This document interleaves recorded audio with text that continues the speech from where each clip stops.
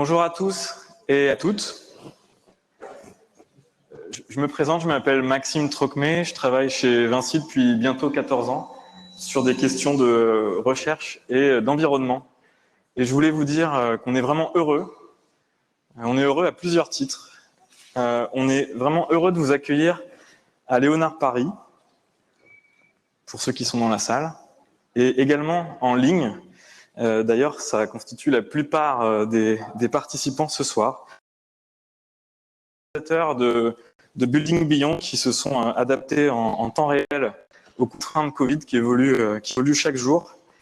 Dire quelques mots de rappel sur ce festival de conférences. Donc aujourd'hui, c'est le premier jour. À l'occasion de ces 30 conférences, il y aura une centaine de speakers qui vont venir débattre du futur des métiers, des villes et des territoires. Et vous pouvez consulter le programme de Building Beyond sur le site buildingbeyond.fr. Vous pouvez donc vous inscrire, c'est gratuit, en ligne ou en présentiel à Léonard Paris. Je voulais aussi vous dire qu'on est très heureux parce que c'est la première conférence du Lab Recherche Environnement, enfin en tout cas la première conférence de nos développeurs.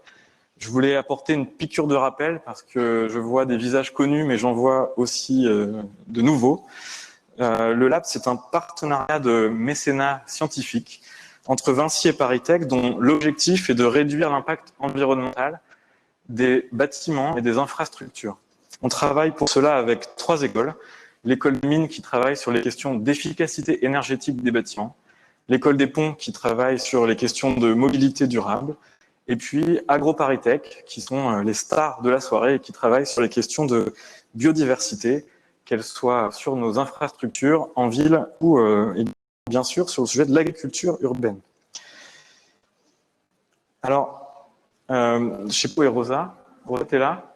Je voulais vous présenter un nouveau visage, donc Rosa Carré, qui a rejoint l'équipe du Lab pour travailler sur un sujet qui est hyper important, qui est celui de la valorisation et de la diffusion de nos travaux.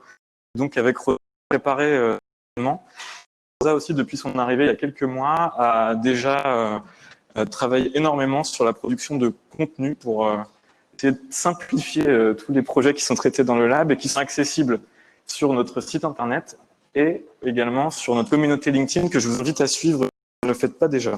Donc merci beaucoup déjà Rosa pour la préparation de cette conf et bien merci également pour tout ce que tu as déjà fait depuis ces quelques mois. Je suis heureux également parce que ce soir, vous êtes 350 inscrits. C'est un sujet qui mobilise les foules. Il n'y a pas que le sujet qui mobilise les foules. Je voulais aussi remercier mobiliser leurs réseaux respectifs et indiquer que pour les fans, en fin de conférence, elles pourront vous dédicacer leur ouvrage, bien sûr, dans le respect des gestes barrières. Et puis enfin, je suis heureux parce qu'on a un panel d'intervenants exceptionnels ce soir, vraiment, quand on parle de sujet d'agriculture urbaine. On ne la présente plus, la reine de l'agriculture urbaine, qui va venir présenter l'état de l'art du sujet. On a Erika Dor qui va nous présenter, dans le cadre du Lab Recherche Environnement, les travaux qu'elle mène sur les impacts environnementaux des installations d'agriculture urbaine. Évidemment, j'en ai déjà parlé, Paola et Fanny vont essayer de nous vendre quelques exemplaires supplémentaires de leur ouvrage. Mais d'abord, on a choisi de donner la parole aux acteurs de terrain parce qu'en plus des scientifiques, un des points qui est passionnant quand on parle d'agriculture urbaine, c'est la cohabitation entre un grand nombre d'acteurs. Bien sûr, il y a des développeurs de solutions nouvelles. On peut le voir sur beaucoup de sujets et on va donner la parole à Pascal Hardy d'Agripolis pour nous présenter à la fois les enjeux techniques et les enjeux business qu'il identifie. On a également des constructeurs et là ce sera Pascal Michaud qui va nous faire un retour d'expérience d'une opération à Besançon.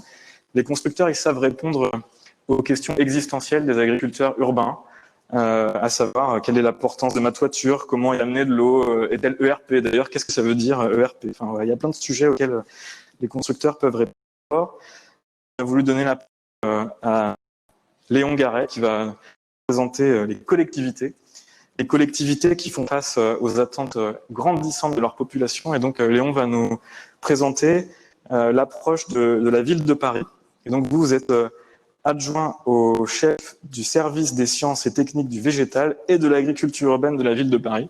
Donc, vous allez nous expliquer en quoi tout cela consiste. Donc, bienvenue et je vous passe la zapette.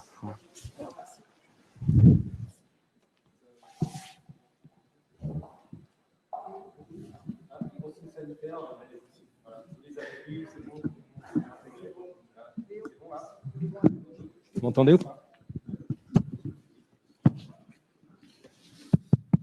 Allô, voilà, c'est bon, ça marche.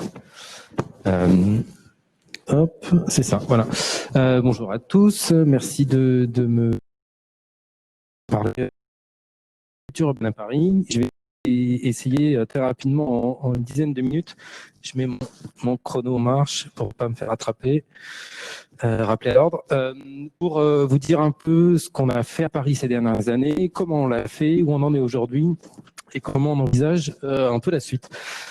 Pour planter le décor, une photo un peu marquante qui est celle de l'installation de Topagé sur le toit de l'Opéra Bastille, que certains d'entre vous connaissent. Donc, état des lieux aujourd'hui et quelques perspectives pour la suite. Je passe vite. La première des choses qui me semblait intéressante, d'autant que j'interviens en premier, mais d'autres, et Christine y reviendra certainement, poser en quelques instants une définition de l'agriculture urbaine. Ce qui me semble important, c'est de considérer que ce sont une agriculture très protéiforme qui va s'inscrire en fait dans un tissu urbain et un tissu pas que urbain, aussi périurbain. Et ce qui la caractérise de toutes les autres formes d'agriculture, on va dire, c'est qu'elle est fonctionnellement connectée elle peut aussi aller. Et cette singularité fait d'elle qu'elle va générer en fait des formes d'innovation assez parfois inattendues. Et du coup, c'est ces trois dimensions, je pense, qui peuvent la définir. D'autres l'exprimeront certainement différemment. Voilà, cette agriculture urbaine, ce qu'elle est, rapidement. Vous dire un peu que, en gros, en 2014, sous la précédente mandature, quand l'équipe municipale s'installe,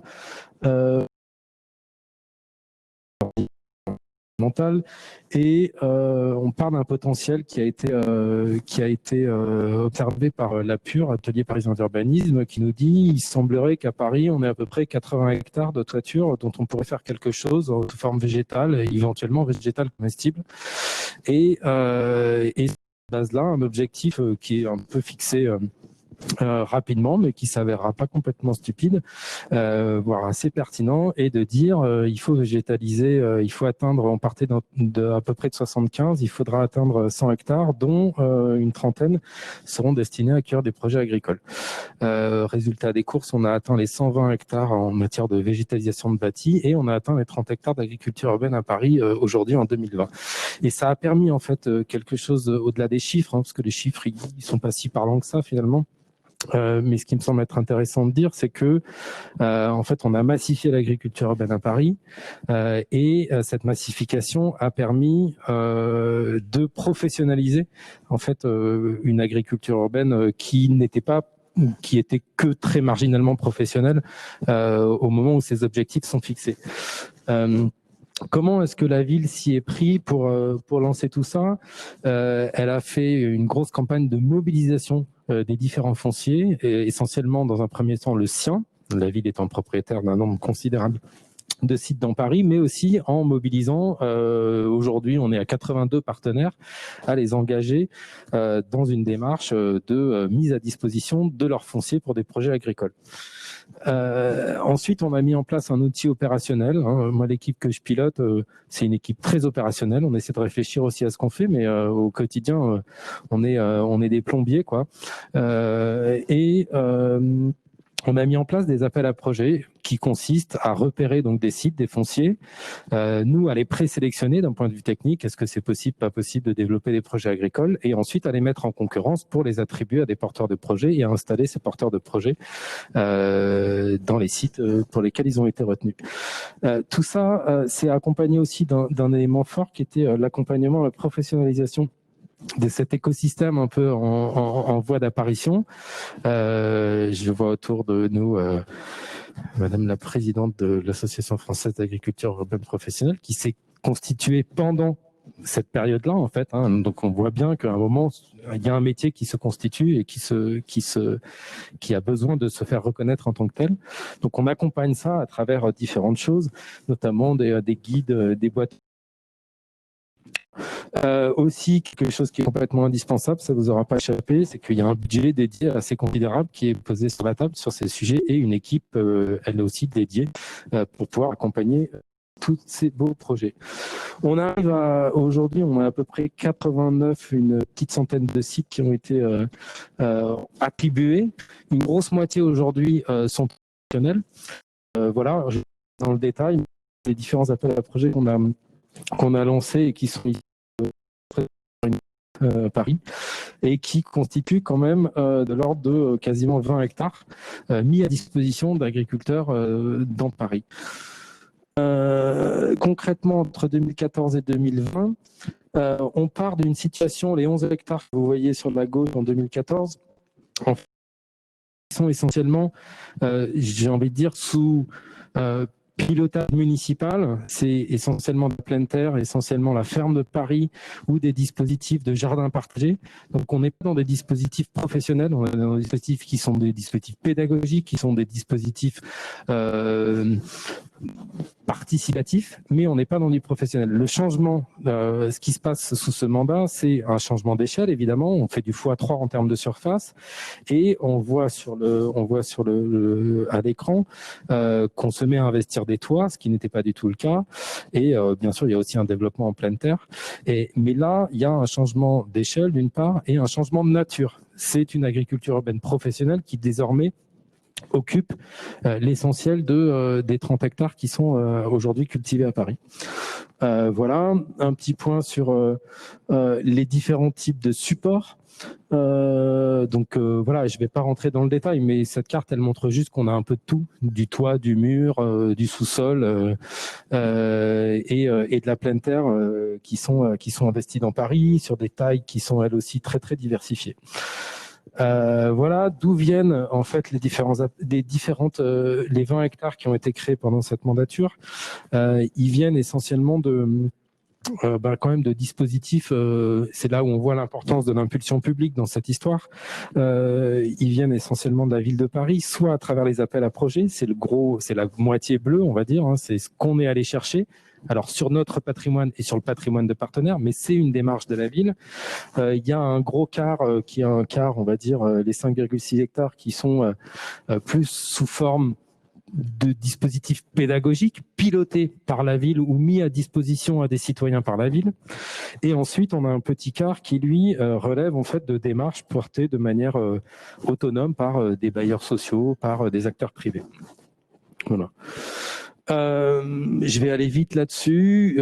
Là, ici, cette slide, c'est pour vous dire à quel point tout ça est diversifié, qu'on va sur des toits, qu'on va dans des sous-sols, sur des murs, peut-être avoir des premiers éléments sur des superficies. Là aussi, c'est très difficile de donner c'est pas difficile de donner des chiffres, mais il y a des petits sites, il y a des grands sites. Voilà, ce que je peux vous dire, c'est que la taille moyenne des différents sites qu'on a sortis, c'est un peu moins de 2000 m². Voilà, et que les propriétaires qui nous ont mis à disposition des sites sont eux-mêmes très différents, mais que la ville occupe une part importante. C'est assez logique parce que c'est elle qui a lancé cette démarche-là. Voilà, un petit point sur les sites en pleine terre. Simple que ça. Voilà, la ville de Paris a une histoire compliquée avec les sols. Nombreux de ces sols sont pollués et ça veut dire que c'est une contrainte quand on va sur de la pleine terre. Donc, si mes souvenirs sont bons, à peu près 75% des sites qu'on a mis à disposition en pleine terre qui posent un sujet en termes de... Ça veut dire qu'il faut adapter. Ça ne veut pas dire qu'on ne peut pas faire des choses, mais il faut les adapter. C'est-à-dire qu'on ne va pas forcément faire du comestible, mais peut-être plutôt de la floriculture. Voilà, avec évidemment des coûts de préparation des espaces qui sont moindres que ce qu'on peut trouver en toiture.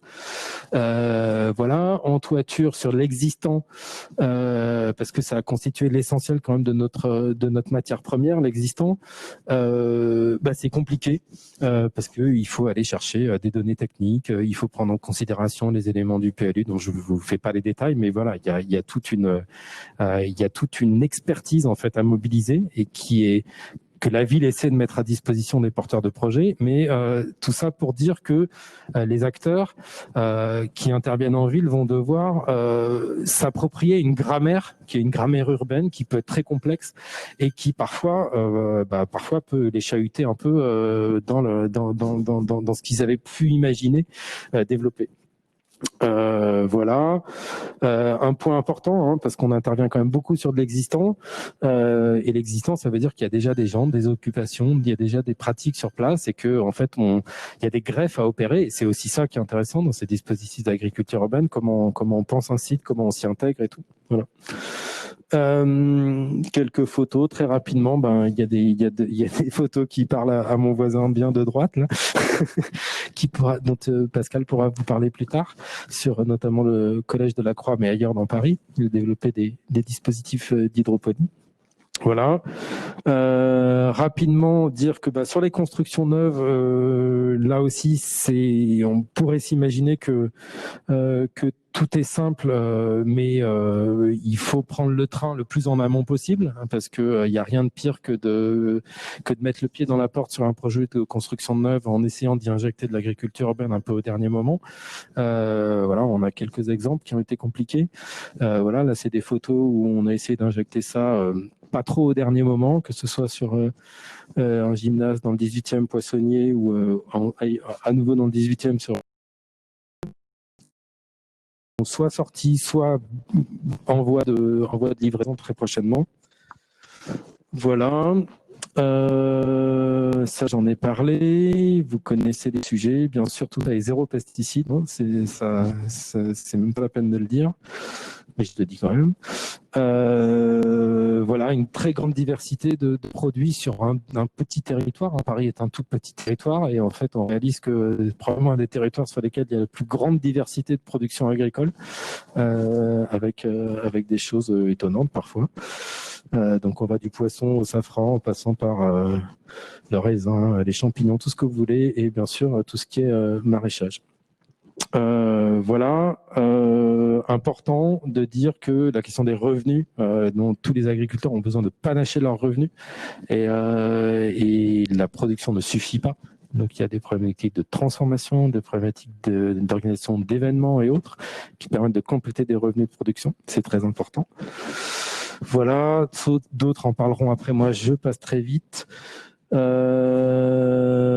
Quelques exemples, une photo qui a été prise pendant le confinement où on a une influence pour des ventes de plants par une association dans le 20e arrondissement, un autre projet pas très loin, Charonne, où ça pousse sur le toit et c'est vendu juste en dessous. Voilà. Voilà, en gros... donc, il n'y a pas que des fruits et des légumes, je viens de le dire, il y a beaucoup de fleurs. Ça, c'est des potentiels qui sont présentés. Donc, en gros, on a un peu plus d'1 million de fleurs coupées en potentiel. Ça, c'est ce que nous disent les porteurs de projets. Après, on est en train de suivre avec eux ce qu'ils produisent véritablement. Mais en gros, on est de l'ordre à l'heure actuelle, et les choses vont se développer, mais un peu plus dans de l'ordre de 2000 tonnes de diverses denrées alimentaires produites. Mais c'est très compliqué parce que comment on compare une tonne de safran avec une tonne de tomates? Donc, ça n'a pas beaucoup de sens. Mais à un moment, il faut donner des chiffres quand même. Voilà, et je voulais quand même prendre quelques instants pour parler de la suite. Ça, c'est pour illustrer, Pascal en parlera évidemment, je pense, mais pour illustrer des changements d'échelle aussi dans les projets qui commencent à apparaître à Paris. Dire que on a encore beaucoup de possibilités de développer des projets dans Paris. On est d'ailleurs en ce moment en train de travailler au lancement d'un nouvel appel à projet. Donc, si certains dans la salle ont des propositions à nous faire, ils connaissent des sites et où, vous pouvez venir me voir après et me proposer des sites. Voilà, on a un sujet sur les mises à disposition. Aujourd'hui, on fonctionne avec des conventions d'occupation du domaine public qui ont pour intérêt en fait de répondre à un certain nombre d'obligations en termes de mise à disposition. Mais on aimerait bien trouver des outils pour plus facilement ne pas nécessairement passer par des appels à projets par agriculteurs que vous connaissez, mais aller plus vite. Il y a tout un sujet aussi sur lequel on souhaite travailler qui qui est l'autoconsommation, en fait, hein, en gros, les jardins familiaux, jardins partagés, tout ça. Voilà, il y a parmi les outils qu'on entend mobiliser aussi, il va y avoir une révision du PLU sous ce mandat et la question de poser l'agriculture comme un service urbain en tant que tel est aujourd'hui sur la table, quoi. Voilà, d'autres sujets comme la labellisation, la question des aides économiques, sachant qu'aujourd'hui il y a un sujet de réforme de la PAC et qu'il y a un certain nombre d'interrogations sur ces sujets. La crédibilité environnementale, ça fait référence à ce que d'autres présenteront après, certainement sur les services écosystémiques, notamment. Voilà. Un sujet qui me semble important, qui est la question de la communication. Il y a souvent des craintes sur le sujet de la pollution. Donc, il faut arriver à lever ces choses-là de manière très simple dans le public. Et un point qui, moi, m'apparaît très important, qui est la question de la visibilité des dispositifs d'agriculture urbaine depuis l'espace public. Comment est-ce que cette histoire, elle est racontée à tout le monde aujourd'hui dans la rue, dans sa vie quotidienne, en fait. Voilà. Et en fait, pour revenir un peu au point de départ, qui est sur la définition de l'agriculture urbaine, où on disait en fait l'agriculture urbaine n'est pas qu'une agriculture qui va nécessairement s'ancrer dans un tissu urbain bâti, mais c'est une agriculture qui est en dialogue avec la ville. Et du coup, on a toute une démarche aujourd'hui qui consiste à aller rapprocher en fait les agricultures pour que l'agriculture urbaine et ses pratiques et les valeurs qu'elle porte essaiment plus globalement autour de Paris. Voilà, en résumé, ce que je pouvais vous dire sur ce qu'on fabrique à Paris aujourd'hui en la matière. Merci beaucoup. Merci à vous.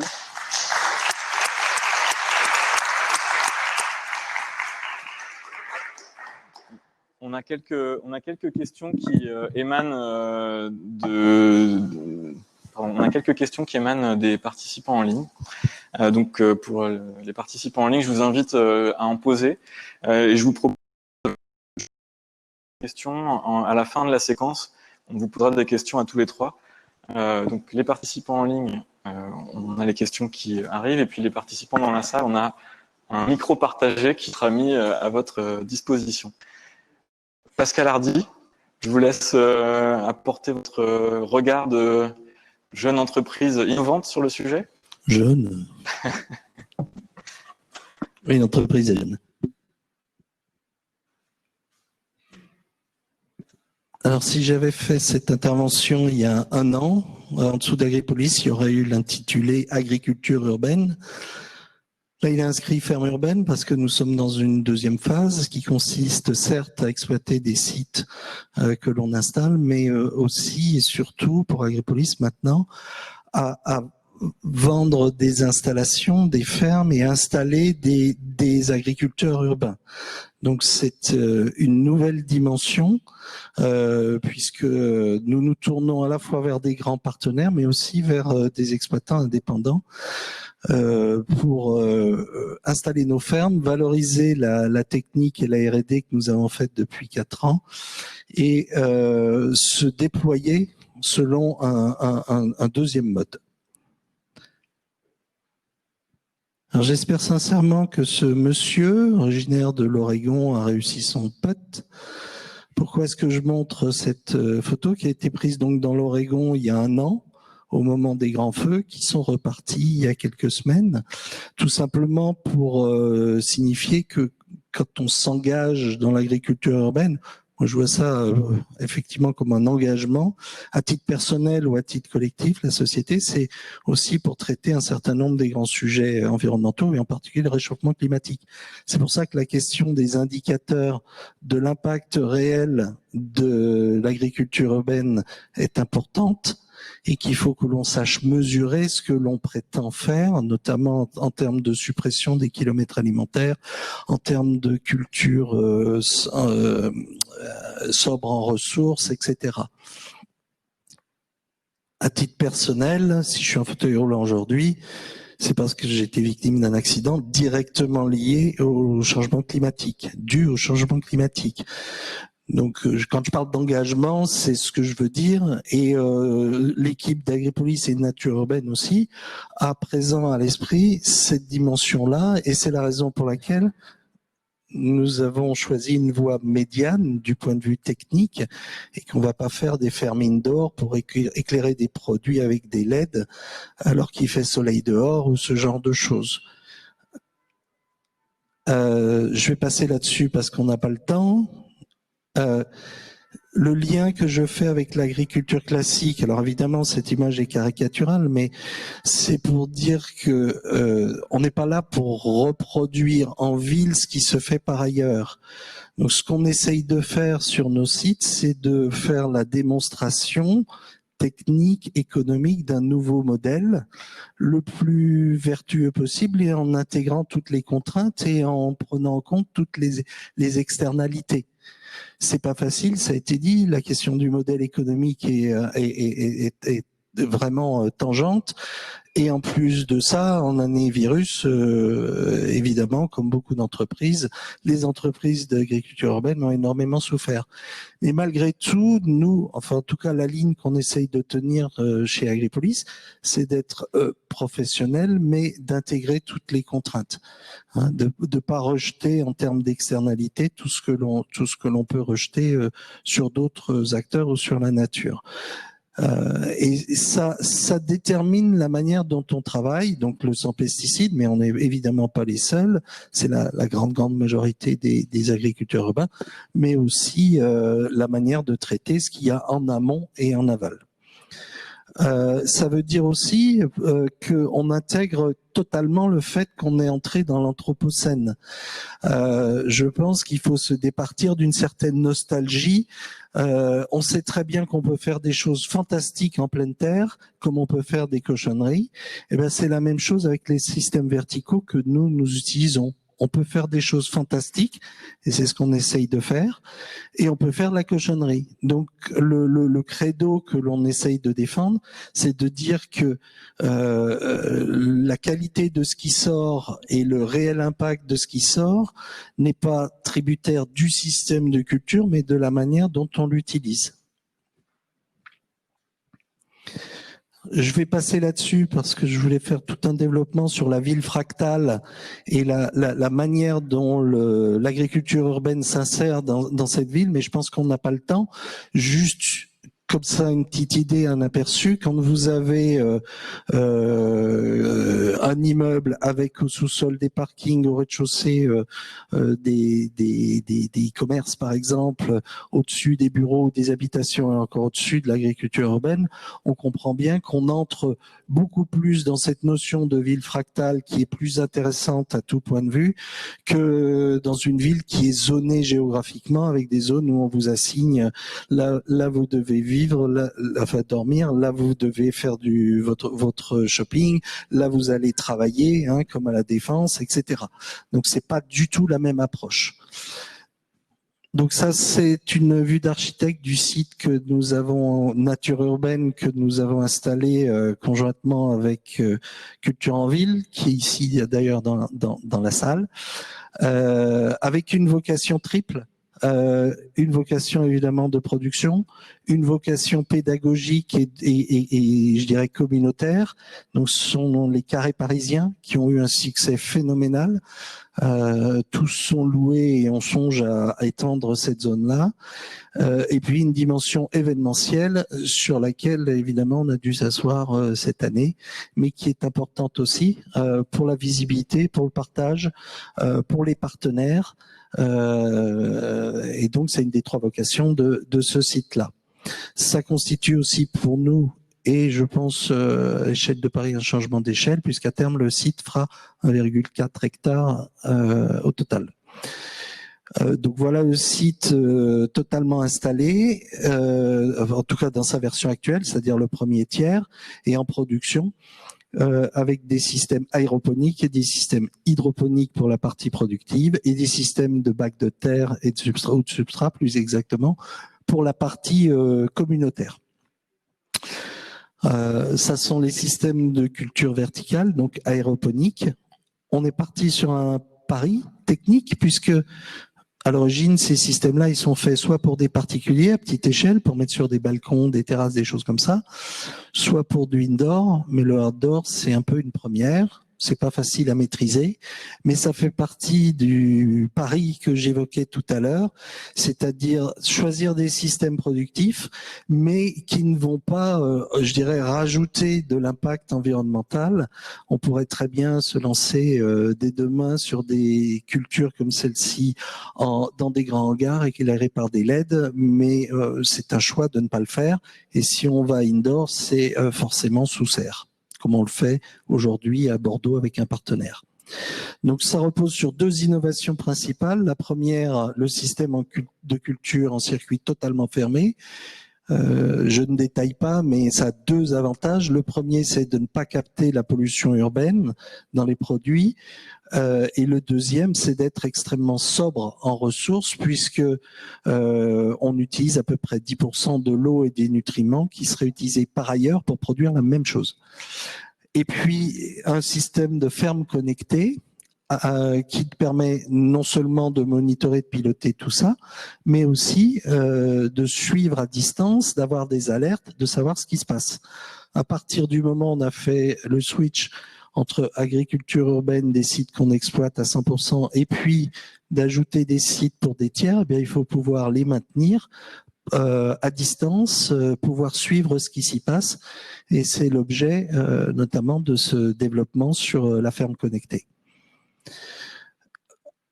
Ce qui nous permet derrière de vendre des sites, et je dis bien vendre des sites, en prêt à exploiter. Après, l'exploitant, ça peut être nous, ça peut être un tiers indépendant, ou ça peut être directement le client final, qui soit le client de l'immobilier, de la grande distribution. On a notamment des propositions qui sont en cours d'examen là-dessus. C'est directement le personnel du magasin qui se propose d'exploiter. Et nous, on va leur fournir tout ce qu'il faut pour réussir leur ferme urbaine sur leur hypermarché ou sur l'immeuble de bureau ou tout ce que vous pouvez imaginer.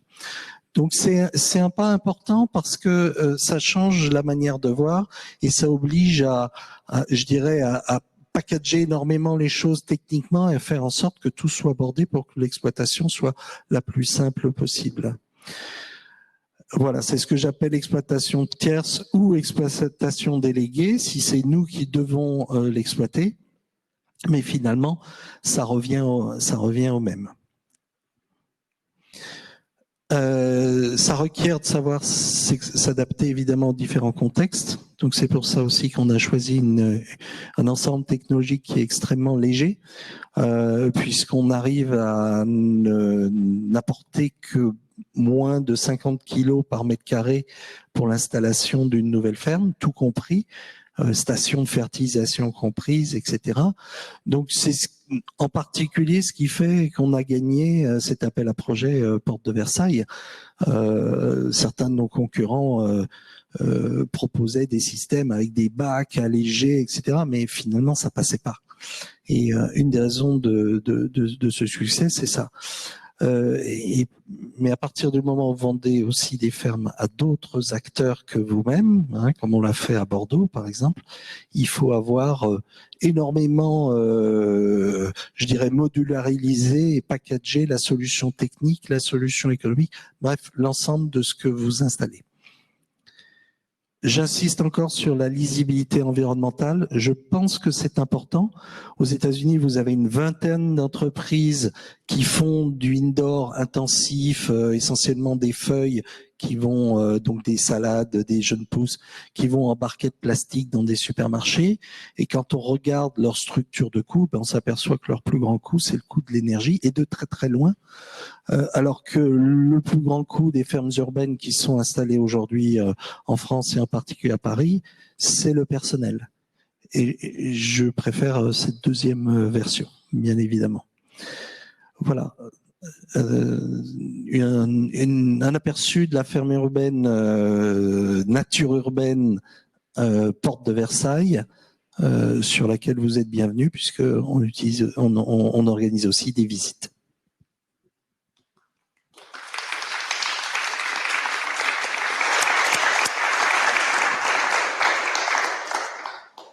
Merci beaucoup. On va passer la parole à un autre aussi nous faire un retour d'expérience de l'entreprise Vinci Construction France, et plus particulièrement C3B.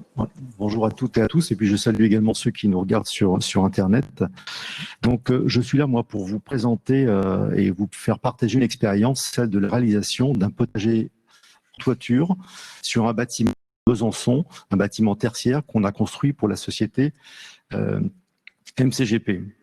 Donc l'agriculture urbaine s'est invitée dans cette ville qui a été d'ailleurs déclarée capitale de la biodiversité en 2018 sur les thèmes de la gestion, de la conception et de la gestion des espaces nature. Et puis une petite confidence, ma connaissance de l'agriculture urbaine est très récente. Avant ce projet, que nous avons livré il y a 1 an, pour moi, installer des toits installer un potager sur des toits, c'était une réalisation un peu expérimentale, occasionnelle. Et donc, voilà, et parce que, comme on parle beaucoup de démarche environnementale, c'était bien de montrer ça de cette manière-là. Et puis, grâce à cette opération, bien, j'ai compris qu'intégrer l'agriculture urbaine dans un projet, c'est également s'engager sur une ville durable, et puis également en introduisant une notion qui est de plus en plus importante, c'est la notion de qualité d'usage. Alors, vous avez devant vous donc le bâtiment qu'on a réalisé. La photo du haut, c'est la façade principale. L'arrière, c'est la façade vue du parking, dans lequel, effectivement, on va retrouver au premier étage le potager qui, aujourd'hui, qu'on ne voit pas, mais que vous allez découvrir dans quelques instants. On a travaillé et échangé avec ce maître d'ouvrage, quelqu'un d'exigeant, d'innovant, de motivé sur tout ce qui est démarche de biodiversité, de fonctionnalité et puis de démarche humaine forte. Et pour nous, ça a été une motivation importante de participer à cette opération. Donc vous avez devant vous, eh bien, en résumé en 5 points, les objectifs que nous a donné le client pour cette opération. Ils sont clairs, précis. Et puis le potager urbain, un petit peu à sa manière, nous a permis d'en réussir un certain nombre, notamment tout ce qui est labellisation BREEAM Very Good. Le potager urbain est entré aussi dans la qualité d'usage du bâtiment et puis bien sûr toute la partie bien-être des salariés. Donc on a travaillé sur cette opération en bousculant nos habitudes pour l'étudier et le réaliser, et on a compris que les enjeux c'était pas les techniques de construction mais bien la biodiversité et la réalisation du potager. Donc ce potager, vous le découvrez, il s'intègre dans l'aménagement d'une toiture et d'un espace donc de 700 mètres carrés. Et puis le maître d'ouvrage nous a fixé 2 objectifs particuliers pour le potager. C'est d'avoir un type de culture adapté et productive, et puis aussi avec une notion de rendement, parce qu'il souhaite régulièrement offrir des paniers de fruits et légumes à ses salariés. Donc parlons maintenant des bonnes pratiques qu'on en a déduit pour la réalisation de ce potager. Donc ce qui est important déjà, c'est il faut que ce travail et cette définition du potager soient inscrits dès l'origine du projet. C'est pas quelque chose qu'on fait au dernier moment. Et puis tout à l'heure, je parlais de rendement du potager. C'est vrai que nous, dans le bâtiment, en tant qu'entreprise générale, on a l'habitude d'expliquer à notre client les rendements que l'on fait sur des planchers, sur des voiles, sur de la toiture, pour expliquer les engagements en termes de planning. Là, on devait parler d'un choix de culture, de rendement sur des fruits, des légumes, sur des kilos. Et pour nous, c'était quelque chose de nouveau. Donc, important de collaborer, de s'associer avec un bureau d'études spécialisé. Et là, c'est Urbalia qui est venu nous accompagner pour toute cette démarche. Ensuite, vous voyez sur le plan qui a été fait pour l'exécution des ouvrages, eh bien, il a fallu localiser le potager, l'orienter, le rendre accessible, l'intégrer dans la fonctionnalité de l'architecture du bâtiment, faire un choix de culture. On a là opté sur un choix de planches. Donc, c'est toutes les parties vertes qui sont des surfaces cultivables. Et puis, en marron, vous voyez également donc des bacs qui servent également pour la culture des légumes. Ensuite, après, on a défini le choix de l'étanchéité et du drainage. du système d'arrosage avec la récupération de l'eau. Et pour information, dans le système d'arrosage, donc ce sont des serpentins qui sont dans le substrat, et on a intégré des sondes qui permettent de calculer le taux d'humidité et la température du sol, et c'est ces sondes-là qui ouvrent ou pas les robinets pour alimenter les fruits et les légumes. Sur l'aspect réalisation, donc là, je reviens sur l'aspect conception, surtout pas oublier que les réalisations telles qu'on l'a conçues, eh bien ça amène aussi une surcharge. Hein, et là, on est parti sur 800 kg du mètre carré, donc c'est important de le prévoir dans la structure du bâtiment quand on le conçoit. Le potager, écoutez, il fait aujourd'hui 400 mètres carrés avec 150 mètres de circulation, puis des espaces de détente dans lesquels on retrouve les bacs dont je parlais. Un petit point de vigilance, c'est de tester l'étanchéité de la terrasse avant de mettre la terre, parce que sinon c'est un peu compliqué. Je vous ai indiqué ici le coût des travaux. C'est le renfort de la structure. Là, on était sur une charpente métallique. C'est le bac collaborant. C'est ensuite le système de protection et de drainage, les dalles en plot, les dalles sur plot, et puis le substrat. Voilà. Donc pour nous, étudier la faisabilité de ce potager, c'était un nouveau métier en tant que constructeur, et ça nécessite bien évidemment une expertise complémentaire. Alors, on a pour habitude de revoir nos clients une fois que les travaux sont terminés, et puis d'échanger avec eux notamment sur tout ce qui est qualité d'usage du bâtiment. Et puis au mois de juillet dernier, je suis retourné voir donc le potager qui est exploité depuis le mois de mai de cette année. Il n'a pas pu être avant à cause du confinement. Et aujourd'hui, c'est un potager qui donne pleine satisfaction à la fois aux salariés et à la direction de l'entreprise. Le maître d'ouvrage, il était motivé pour le concevoir et le faire réaliser, mais il est encore plus motivé pour exploiter, entretenir, alimenter en embauchant un jardinier passionné par son métier, qui est là aussi pour assurer l'entretien des espaces verts de l'ensemble du site. Et puis vous retrouvez ici, je dirais des réflexions des salariés de la direction qui sont enchantés de pouvoir 2 fois par semaine bénéficier de ces paniers. Voilà, donc on retrouve effectivement le goût des légumes, le fait qu'on soit sur une consommation directe, on cueille et on consomme, et puis il y a aussi le partage. Donc pour nous, ça a été, et puis pour le client, une réussite. On a, je dirais par ce travail-là, un peu changé de dimension. On a acquis une nouvelle compétence. Et puis demain, ces métiers de l'agriculture urbaine peuvent aussi, pourquoi pas, déboucher sur des nouveaux métiers propres aux villes. Bon, je passe sur les avantages du potager urbain. Voilà, ils sont pour nous en tout cas indéniables. Et puis, je m'adresse aux maîtres d'ouvrage. J'espère que certains seront, la plupart, en tout cas le plus possible plutôt, apprécieront de mettre cette nouvelle démarche dans leur nouveau cahier des charges pour pouvoir faire effectivement des nouveaux projets en intégrant ces sujets de l'agriculture urbaine. Et puis, avant de faire passer une petite vidéo de 15 secondes pour terminer, vous dire également que quand on voit ce que permet un potager, notamment en termes de lien social, plus besoin de chercher, d'écrire de grands thèmes sur les sujets sociétaux. Arrêtons et puis faisons un potager. Voilà. Et la petite vidéo pour terminer.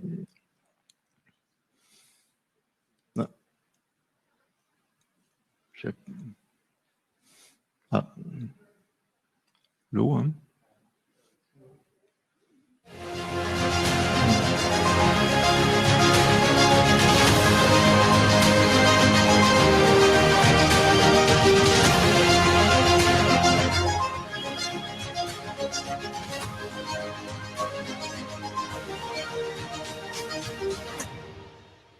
Merci de votre écoute.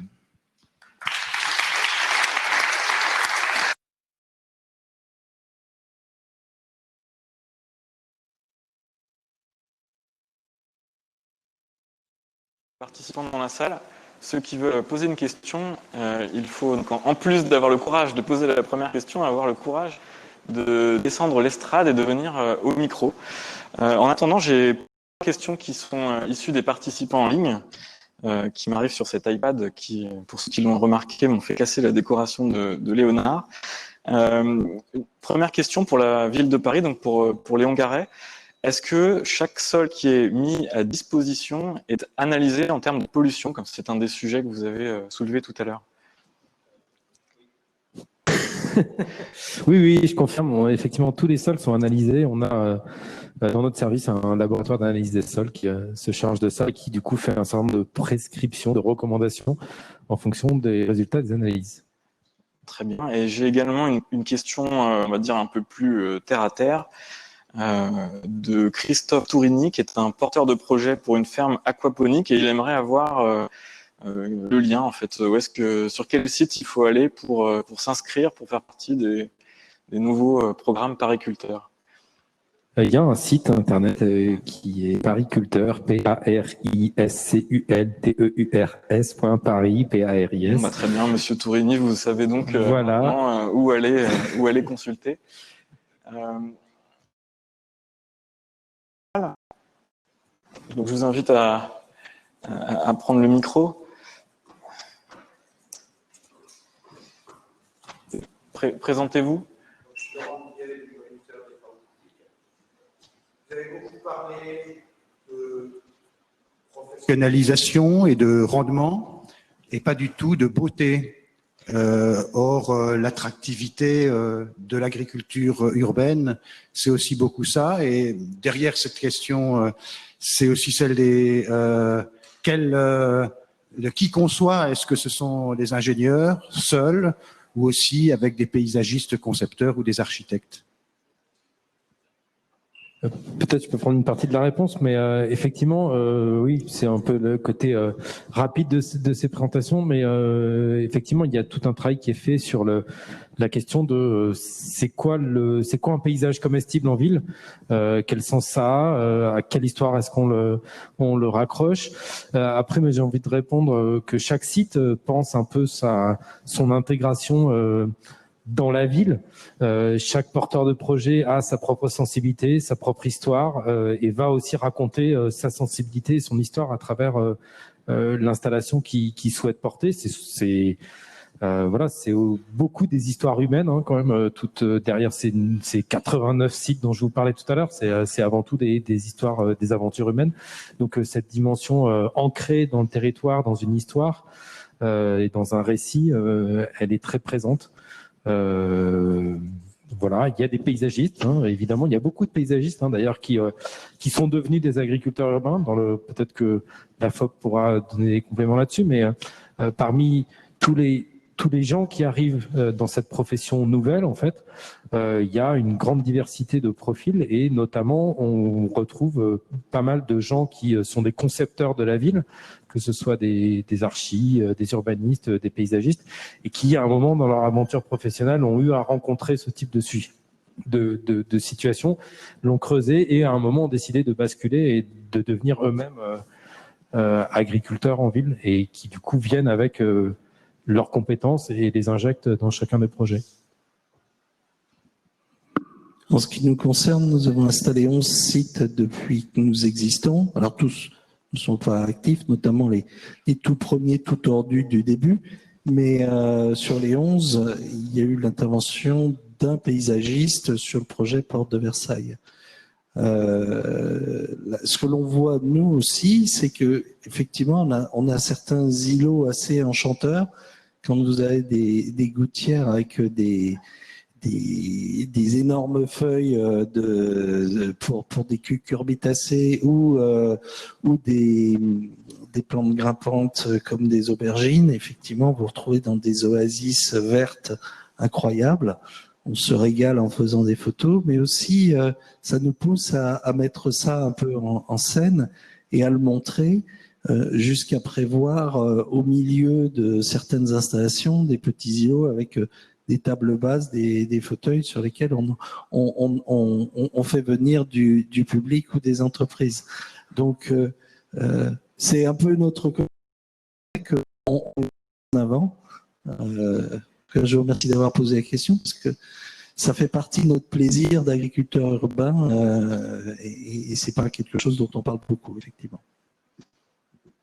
J'ai une question qui est vraiment sans transition, qui a été posée par Luc Bachelet de Carbone 4 sur les études préalables en termes d'indicateurs environnementaux, en termes d'impact environnemental. Et la question, elle est plus précisément sur les indicateurs des émissions de gaz à effet de serre. C'est une question qui est pour vous, Monsieur Hardy. Est-ce que vous poussez la réflexion sur le calcul de ce type d'indicateur et surtout, est-ce que vous regardez les impacts que ça peut avoir sur la séquestration du carbone? Est-ce que tout cela vous amène à arbitrer des choix techniques? Alors oui, on mesure tout ce que nous pouvons mesurer, notamment en termes de consommation de ressources. On essaye de le comparer à des normes ou à des indicateurs que l'on trouve en ligne. Et puis, dès qu'on nous le propose, n'est-ce pas Martine, on participe à des études où on est volontaire pour donner nos chiffres ou être objet d'études pour effectivement ancrer dans une réalité des choses que l'on avance. Par exemple, on supprime l'essentiel des kilomètres alimentaires.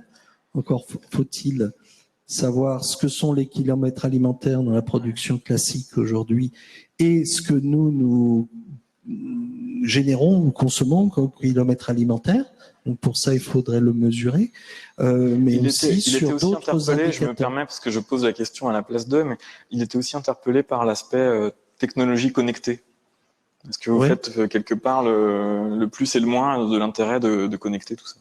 Oui, enfin, si vous allez dans une serre dans le pays nantais, vous verrez aussi des technologies connectées. Je pense pas qu'il y ait une grosse différence là-dessus. Je pense qu'aujourd'hui, il n'y a aucune activité qui puisse départir de systèmes d'information. Je pense pas que la différence se fasse là-dessus. Je pense que la vraie différence, elle se fait sur les kilomètres alimentaires, sur les émissions de gaz à effet de serre et sur la consommation de ressources. Dans les ressources, j'inclus les sols agricoles. Parce qu'il ne faut pas oublier que quand on installe une ferme urbaine de bonne taille, même si elle n'a pas vocation, et ça je pense que tout le monde en conviendra, la vocation de l'agriculture urbaine, c'est pas de nourrir toute la ville, c'est d'apporter une solution, de démontrer un modèle et de contribuer à nourrir la ville. Mais même quand on est dans cette logique-là, c'est important de faire les comparaisons et donc de savoir de quoi on parle. Aujourd'hui, on ne sait pas toujours totalement de quoi on parle. On avance des choses, on est à peu près certain, mais tout n'est pas mesuré. Et je pense que c'est une des voies de progrès de l'agriculture urbaine. Une petite question sur les 11 projets que vous avez livrés. Quelle est la part de prêt à exploiter et d'exploiter par Agripolis? Notre conversion dans le prêt à exploiter, elle date de l'an dernier. D'accord. Donc aujourd'hui, il y en a 3 sur ce mode-là. Et les autres étaient sur un ancien mode où on exploitait nous directement. Une question pour Pascal Michaud sur le potager à Besançon. Donc une question de Audrey Michno-Rag, qui est ingénieure d'études en agriculture urbaine. Avez-vous réfléchi à une démarche d'utilisation de déchets urbains dans le substrat? Alors, je ne sais pas si c'est à vous que s'adresse la question ou à votre maître d'ouvrage, mais est-ce que c'est quelque chose qui a été étudié pendant le projet? Ça n'a pas été envisagé pour la mise en place de ce substrat. Néanmoins, je disais tout à l'heure que le client est emballé par la démarche et puis aujourd'hui, il souhaite agrandir parce qu'il a déjà planté 200 mètres carrés d'arbres fruitiers dans les espaces verts. Donc, il va effectivement petit à petit avoir des déchets à recycler. Et je pense que le jardinier dont je parlais, qui est vraiment quelqu'un de fabuleux, je pense qu'il va effectivement pouvoir ouvrir cette idée. Et je lui communiquerai en tout cas bien volontiers. Je voudrais repréciser quelque chose, peut-être pour continuer ce qui a été dit par Pascal. Ce potager qu'on a réalisé à Besançon, il s'inscrit dans une démarche de biodiversité importante, puisque dans le cadre du BRIM, puisque ce bâtiment a été labellisé BRIM Very Good, il y avait un engagement sur la biodiversité et d'améliorer la biodiversité après la livraison du bâtiment. Donc le maître d'ouvrage, ainsi que nous, on s'est engagé sur un plan de management écologique pendant 5 ans. Et on a effectivement, grâce au potager urbain, améliorer la biodiversité. Donc on a créé plus de choses après la réalisation du bâtiment qu'avant, lorsqu'il n'y avait rien sur un terrain vague. Pascal, vous voulez apporter un complément? Oui, un petit complément. Et je crois qu'une des grosses voies de progrès de l'agriculture urbaine aujourd'hui, quelle que soit sa forme, c'est de savoir s'inscrire dans des systèmes d'économie circulaire et d'économie de ressources. C'est très compliqué quand vous avez des déchets verts de les utiliser sur place, sauf si vous êtes en pleine terre et vous faites du compost et vous réintégrez. Et encore, c'est pas toujours évident. Alors quand vous faites de l'agriculture verticale, c'est compliqué. C'est très compliqué d'utiliser de l'eau de pluie si vous voulez pas réintégrer la pollution dans vos systèmes. C'est très compliqué d'avoir des produits, des intrants, des nutriments qui proviennent eux-mêmes de déchets agricoles, etc. Donc, en fait, il y a un vrai enjeu là, de ne pas regarder juste notre activité, mais de regarder en amont, en aval, et de s'inscrire dans des vrais systèmes d'économie circulaire. Merci. On va prendre une dernière question dans la salle, en tout cas si quelqu'un souhaite poser une question. Moi, j'avais une question. Madame, je vous invite à prendre le micro. J'avais une question en attendant pour Pascal Michaud. Quand vous parlez du coût des travaux, donc vous indiquez un coût des travaux, c'est un coût qui est y compris surdimensionnement en raison de la surcharge. Est-ce qu'il y a également des économies, par exemple sur l'étanchéité, qui sont induites par l'installation d'agriculture urbaine? Est-ce que c'est une réflexion large comme celle-ci? Le montant que j'ai indiqué, donc c'est un ratio par rapport aux surfaces exécutées, et donc c'est ce qu'il a fallu rajouter à une terrasse classique. Juste sur la question des étanchéités, d'autres dans la salle pourront intervenir, ils connaissent mieux le sujet que moi encore, mais ce qui est assez clair, c'est que végétaliser une toiture participe du renforcement de sa durabilité dans des proportions importantes en fait. Donc on a des coûts, on a des surcoûts évidemment, mais on a des gains aussi en termes de durabilité. Bonsoir, Corinne Savary, je suis conseillère à l'économie sociale et solidaire et à la résilience alimentaire à Chaville. Enchanté. Je voulais savoir, je suis une fervente lectrice de Stéphane Linou, si la résilience alimentaire pouvait être prise en compte en même temps que la sécurité qu'elle assure pour nourrir les populations. Allez-y, je pense que c'est aussi dans la présentation de Christine qu'on aura quelques éléments de réponse, mais Pascal? J'ai l'habitude de dire que ce qu'on fait en faisant de l'agriculture urbaine, c'est de construire la résilience environnementale et économique de la ville. Ça inclut effectivement cette résilience alimentaire, le fait de produire localement plutôt que d'acheter des haricots verts au Kenya, c'est évident pour tout le monde. La nouveauté, c'est peut-être la crise confinement qui a particulièrement mis en évidence le fait que beaucoup de choses venaient de très très loin et on s'est aperçu qu'on avait besoin d'une notion de sécurité alimentaire, y compris dans nos pays.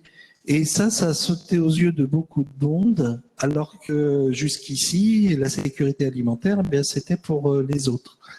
Ce qui me permet d'ailleurs aussi de dire que on voit l'agriculture urbaine du petit bout de notre lorgnette, mais l'agriculture urbaine, c'est aussi, par exemple, ce que j'ai vu à Dakar, les gens qui récupèrent des bidons, qui mettent de la terre dedans et qui font pousser des tomates ou autre chose devant leur porte d'entrée. Et ça contribue, je dirais, encore plus fortement à la sécurité alimentaire de ces populations-là. Sur les toits, alors qu'il y a déjà beaucoup de tomates dans nos supermarchés. Voilà. Non, pour prolonger ce que disait Pascal, effectivement, je pense que la notion de résilience et de sécurité alimentaire, pour prolonger un peu la fin de mon intervention, ça, en tous les cas, quand on parle depuis un territoire comme Paris, ça n'a de sens que dans une logique d'alliance entre des démarches qui sont portées et avec un territoire plus vaste autour, qui est une agriculture de plein champ, qui a été très largement déconnectée des logiques des circuits de consommation locaux, et que c'est cette alliance-là qu'il faut fabriquer pour tenir et résilience et sécurité. Voilà, donc c'est ça qu'on essaie de construire, quoi, petit à petit. Merci. Merci beaucoup, merci à tous les trois pour vos réponses et vos interventions. Je pense qu'on peut à nouveau les applaudir.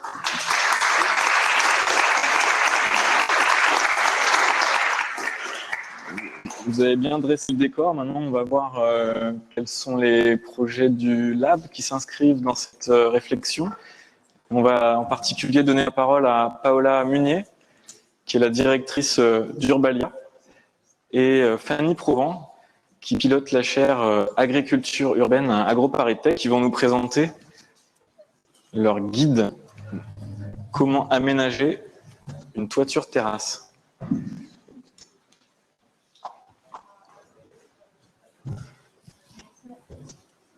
Merci Maxime.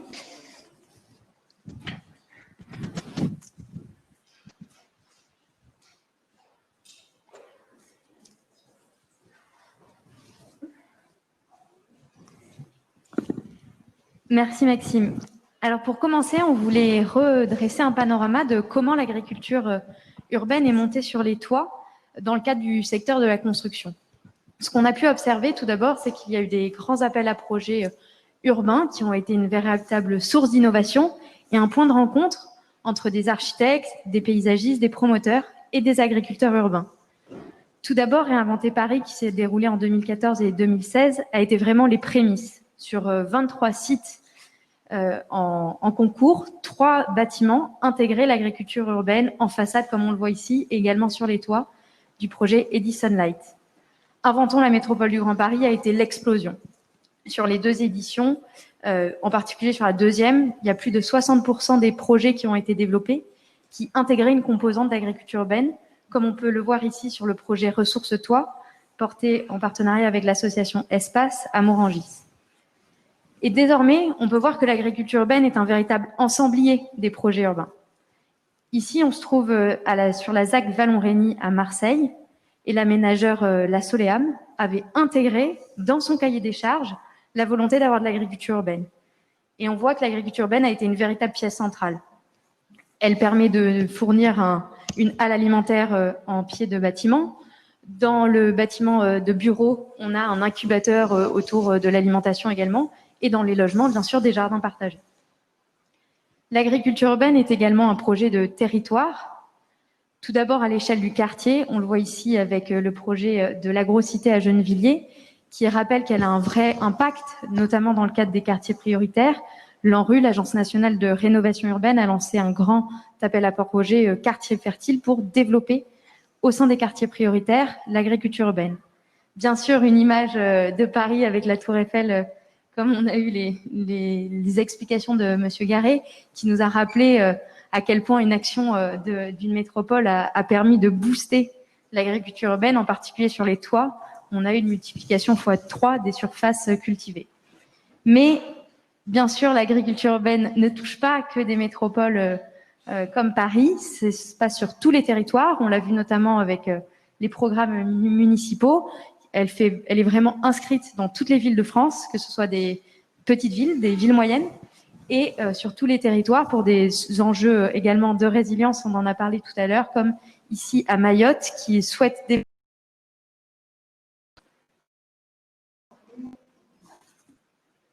Il faut que j'appuie. Voilà. Oui, donc si on prend un petit peu de hauteur, finalement, on voit qu'aujourd'hui, c'est un vrai phénomène mondialisé. Donc, il me semble qu'il y a 9 ans, ou une dizaine d'années, on voyait le premier toit le premier toit de Montréal cultivé mis en place par la ferme Lufa. Et en fait, le phénomène s'est vraiment accéléré ces 10 dernières années, et on retrouve aujourd'hui des projets un petit peu partout dans le monde. Donc, que ce soit à New York, à Montréal, également à Singapour, et puis aussi, comme l'a présenté Paola, en France, à Aubervilliers, à Chevilly-Larue, et puis même dans d'autres pays plus au sud, comme à Madagascar ou quelques pays d'Afrique.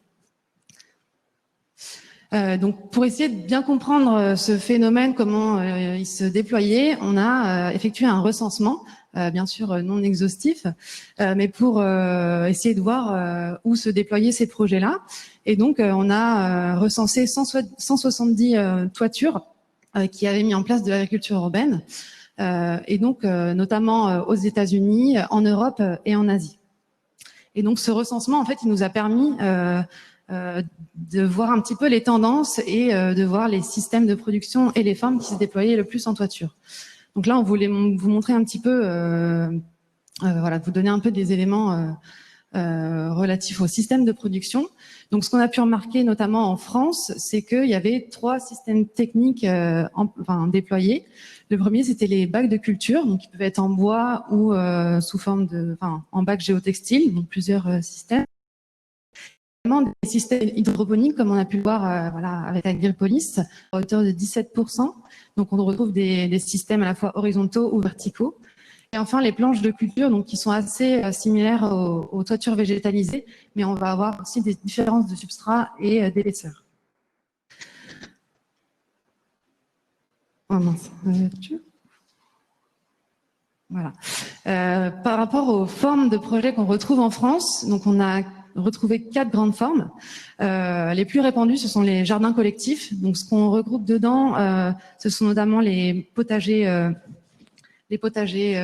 jardins partagés, pardon, les potagers d'entreprise, les potagers pédagogiques et également les jardins thérapeutiques. Ensuite, on retrouve les micro-fermes urbaines, donc à hauteur de 37%. Et donc, ce qu'on entend par micro-fermes urbaines, c'est notamment des fermes qui s'appuient sur la production pour développer un grand nombre de services grâce à ce support de production. Également, on retrouve donc un peu moins fréquemment, mais des fermes urbaines productives, donc qui basent une partie de leur modèle sur la production et la vente de ces productions. Et enfin, ce qu'on a appelé terrasses comestibles, c'est notamment des restaurants qui vont mettre en place des potagers sur leur toiture avec l'objectif de faire de la transformation dans le restaurant qui se trouve en bas du bâtiment. Donc, pourquoi développer de tels projets, de tels potagers en toiture? C'est parce qu'ils nous rendent un certain nombre de services. Donc, bien sûr, il y en a un certain nombre qu'on retrouve qui sont permis par la nature en ville et par des toitures végétalisées. Mais ces potagers en toiture nous permettent d'avoir d'autres types de services, notamment le fait d'accueillir du public sur ces toitures permet d'améliorer, de favoriser le lien social entre habitants d'un même quartier, d'une même ville. On peut également, on le disait tout à l'heure, valoriser les déchets urbains en recréant de nouveaux substrats fertiles et également créer de nouveaux emplois locaux. Et enfin, les toitures terrasses, ça reste un réservoir important à mobiliser. On estime que à l'échelle d'une ville, ces toitures terrasses représentent 32% de la surface horizontale d'une ville. Donc, c'est un potentiel important à mobiliser et qui permet d'ouvrir à de nouveaux usages et de nouvelles perspectives pour la ville et ses habitants. Alors, pourquoi avons-nous souhaité écrire un guide pratique sur l'agriculture urbaine en toiture? C'est parce que ce potentiel de 32% n'est pas directement mobilisable. En effet, l'agriculture urbaine en toiture est un sujet à la croisée de nombreuses réglementations, que ce soit les plans locaux d'urbanisme qui diffèrent selon les territoires, les documents techniques unifiés du bâtiment, les recommandations techniques de l'agriculture urbaine en toiture de la DIVET et autres. C'est également un sujet qui est à la croisée des compétences, on en a parlé, mais développer un projet d'agriculture urbaine nécessite sur la chaîne de la construction. Les collectivités, par exemple, vont connaître précisément quels vont être leurs besoins localement. Les promoteurs vont permettre d'engager un ensemble de parties prenantes pour livrer un projet. Un constructeur va être un collab sur la structure du bâtiment, comme nous l'a montré Pascal Michaud. Et un agriculteur urbain va savoir précisément quel est son propre besoin. Il s'agit donc de récupérer l'ensemble et de mettre en lumière l'ensemble de ses compétences. Mais c'est également parce que l'agriculture urbaine est un sujet à la croisée des ambitions.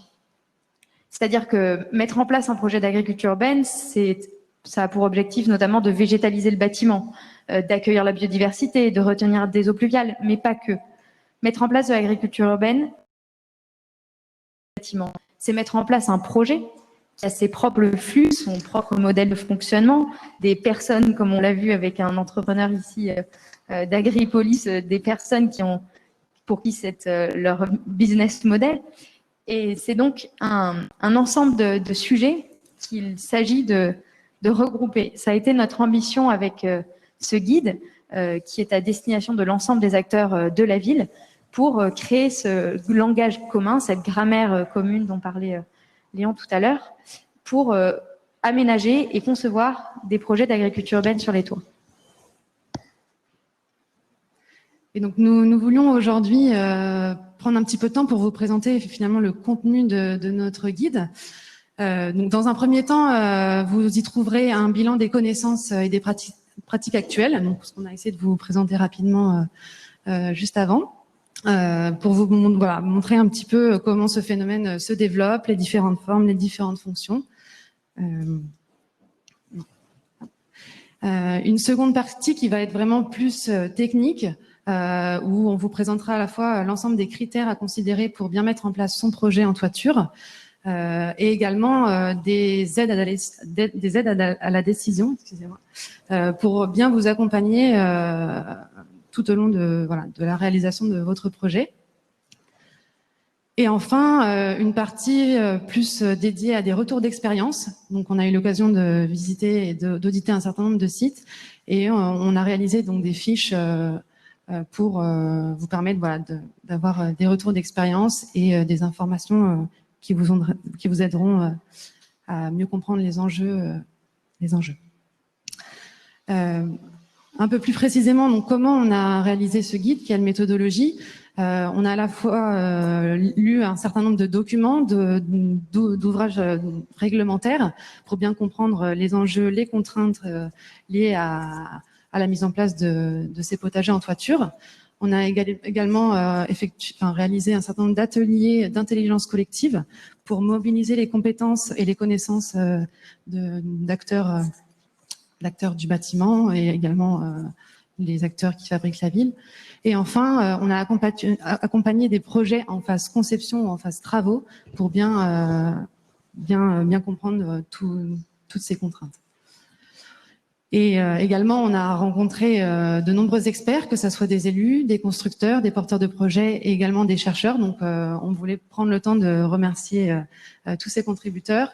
Et bien évidemment, on remercie sincèrement et chaleureusement Maxime Trocmé et Rosa Vicari qui nous ont réalisé cet ouvrage. Donc, merci beaucoup à vous.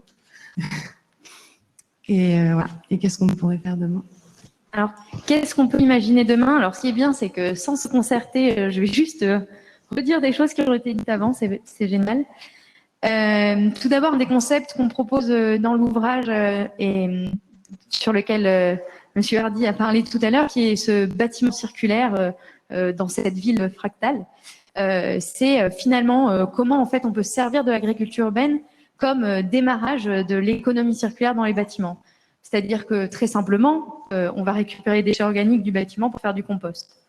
On va récupérer également les eaux pluviales pour irriguer. Peut-être que si on pousse plus loin, on va commencer également à recycler les eaux usées du bâtiment pour irriguer le toit potager. Et on va récupérer les urines pour servir d'engrais du potager. Maxime, si ça existe. Si on se met à mettre une serre sur ce bâtiment, on va pouvoir récupérer cette énergie fatale, cette chaleur fatale qui est perdue dans les bâtiments pour chauffer la serre. Et si on va plus loin, si on pense en termes de système alimentaire durable au niveau des villes, c'est également toutes les notions de transformation, stockage et distribution de l'agriculture urbaine qu'il s'agit de repenser à l'échelle du bâtiment ou du quartier. J'imagine qu'il y a des concepteurs dans la salle. Il faut dans les bâtiments commencer à avoir ces zones de transformation des productions alimentaires locales. Le deuxième sujet des travaux verts aériennes. Alors on l'a vu, tous ces projets pariculteurs, 100 hectares végétalisés dans Paris, c'est énorme. Si on rajoute à cela tous les déjà végétalisés, à l'image des trames vertes et bleues en ville, on peut commencer à concevoir des réelles trames vertes aériennes qui vont servir de corridors pour la biodiversité, de zones de rencontre entre urbains ou de zones de production également d'énergie. On le voit sur la dernière image, ce sont des toits biosolaires où on mixe production solaire et végétalisation. Et enfin, on l'a un peu abordé, la résilience des systèmes alimentaires. L'idée, vous l'avez compris, ce n'est vraiment pas d'opposer agriculture urbaine et agriculture périurbaine ou rurale, mais vraiment, comme l'a dit monsieur Hardy, de se servir finalement de cette agriculture urbaine pour imaginer les nouveaux business modèles économiques et les nouvelles formes de cultiver de demain. C'est également de créer des viviers de nouveaux agriculteurs qui commencent en ville et qui peut-être s'installeront ensuite à l'Agence française d'agriculture urbaine professionnelle à laquelle Urbalia fait partie, qu'il y a des agriculteurs qui ont commencé en ville et qui sont allés s'installer dans le Perche. On a aussi voulu représenter au travers de ces deux images la question du sol. On l'a également vu avec Agripolis, on peut faire des très belles choses hors sol. Mais finalement, ce sol qui est une ressource à préserver, comment en ville on recrée du sol à partir de déchets urbains pour végétaliser la ville, et comment en milieu plus périurbain et rural on préserve cette ressource. Merci de votre attention.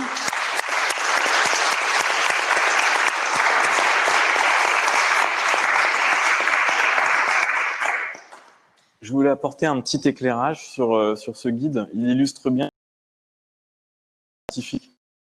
Au départ de cette conférence que Lab était un partenariat de mécénat scientifique entre Vinci et ParisTech. Et donc, en fait, ces travaux de recherche, l'objectif, c'est vraiment de les partager avec l'ensemble des acteurs de la ville. Et donc, c'est pour ça qu'on s'est inscrit dans cette dynamique de diffusion des connaissances en s'appuyant sur Erol, donc éditeur qui est bien connu dans le monde du BTP. Et donc, qu'on tient également à remercier. Un succès d'édition chez Erol, c'est 1000 exemplaires vendus. Donc, c'est un petit peu moins que l'ouvrage de Sarkozy. Mais là, on en est déjà à 800 exemplaires vendus, enfin, en tout cas aux dernières nouvelles. Donc, les heureux participants à la conférence en présentiel ont droit à un ouvrage offert. Et j'invite ceux qui sont en ligne à d'ores et déjà se connecter sur le site d'Erol ou voir sur Amazon pour ceux qui veulent, pour aller acheter le bouquin. S'il y a des questions dans la salle, même principe que tout à l'heure, il faut descendre au micro, se présenter et poser sa question. Il y a quelques questions qui sont issues d'Internet. Ces toitures terrasses sont-elles possibles dans les villes situées plus au nord? On a la même question sur le photovoltaïque souvent. Il y a effectivement des exemples, il faut définir plus au nord, mais si on prend le cas de Montréal, qui a un climat quand même beaucoup plus froid en hiver, c'est une des zones d'agriculture urbaine dans le monde qui se développe le plus. Donc oui, et s'il fait trop froid, on peut bien entendu poser une serre sur le bâtiment pour avoir plus de chaleur. Merci. Bonsoir, Anita Ravlik, je travaille à la ville de Paris. Je voulais savoir si on pouvait faire de la permaculture sur les toitures.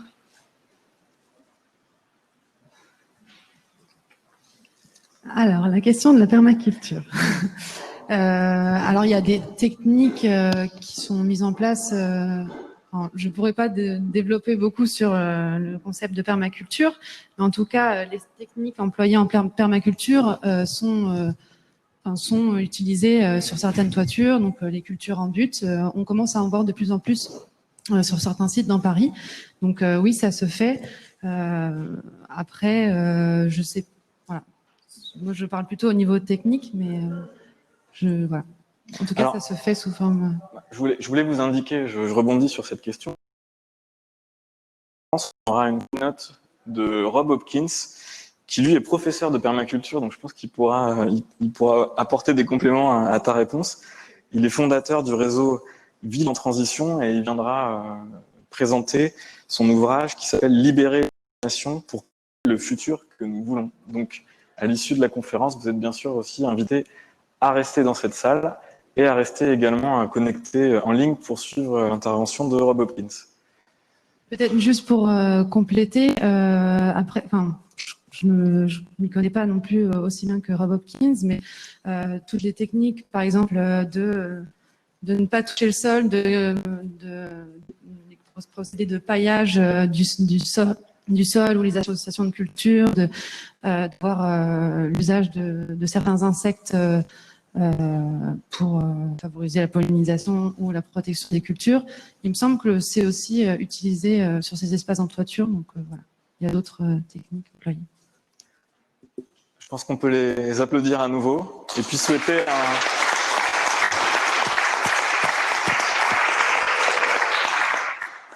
un large succès d'édition au guide. Encore 200, ce sera un best-seller. Je voulais indiquer un petit point technique avant les participantes suivantes. L'intervention d'Erika ainsi que celle de Rob Hopkins se feront en anglais, en tout cas en partie en anglais. Et donc, pour ceux qui le souhaitent, il y a des écouteurs qui sont mis à disposition. On ne va pas vous demander de vous lever, sanitaire oblige, mais ceux qui souhaitent un écouteur peuvent lever la main et les équipes de Léonard pourront vous en apporter.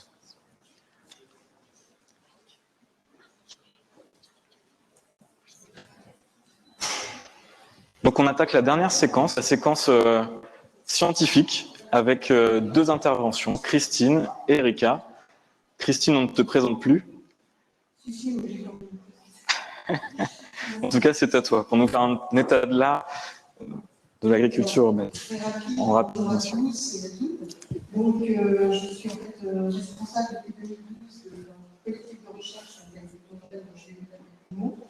Et donc, je participe à l'encadrement de la thèse de Erika qui va suivre son intervention.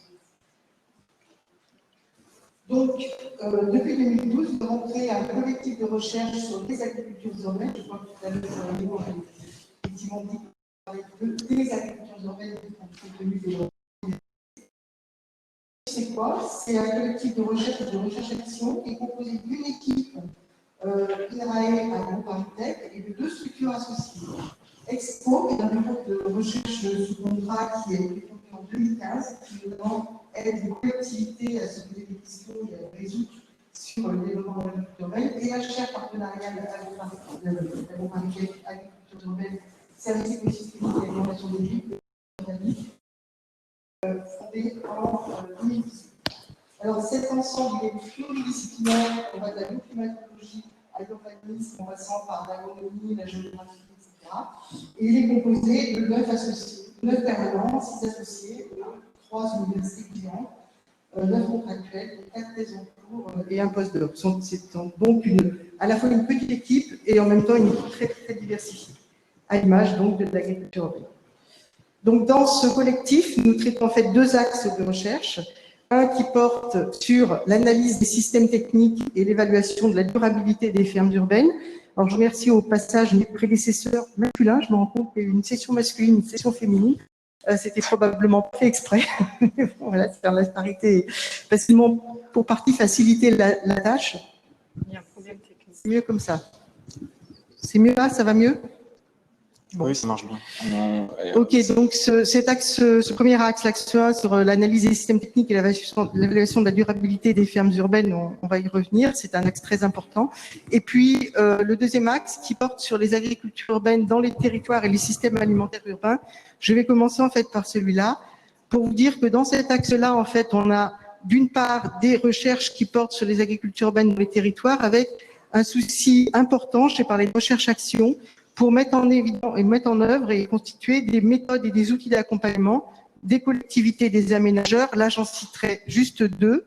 Un premier qui est le guide refuge, risque en ferme urbaine, gestion et évaluation, qui est en fait un guide qui aide les aménageurs ou les collectivités à caractériser, quantifier et gérer les risques de contamination des sols et aussi de l'atmosphère, mais surtout des sols. C'est un guide que nous avons constitué notamment avec le laboratoire d'agronomie de la ville de Paris dont Léon vous a parlé tout à l'heure. Donc ce guide est maintenant disponible sur Internet, sur le site d'AgroParisTech. Ça a été fait par Anne Barbillon et ses collègues en 2020. Et puis un deuxième qui est en cours, qui s'appelle le guide METEXPO, méthodologie d'Expo, qui cherche justement à aider les collectivités au choix des formes d'agriculture pertinentes, compte tenu des diagnostics des territoires. Et puis, bien sûr, à évaluer et gérer ces risques de contamination.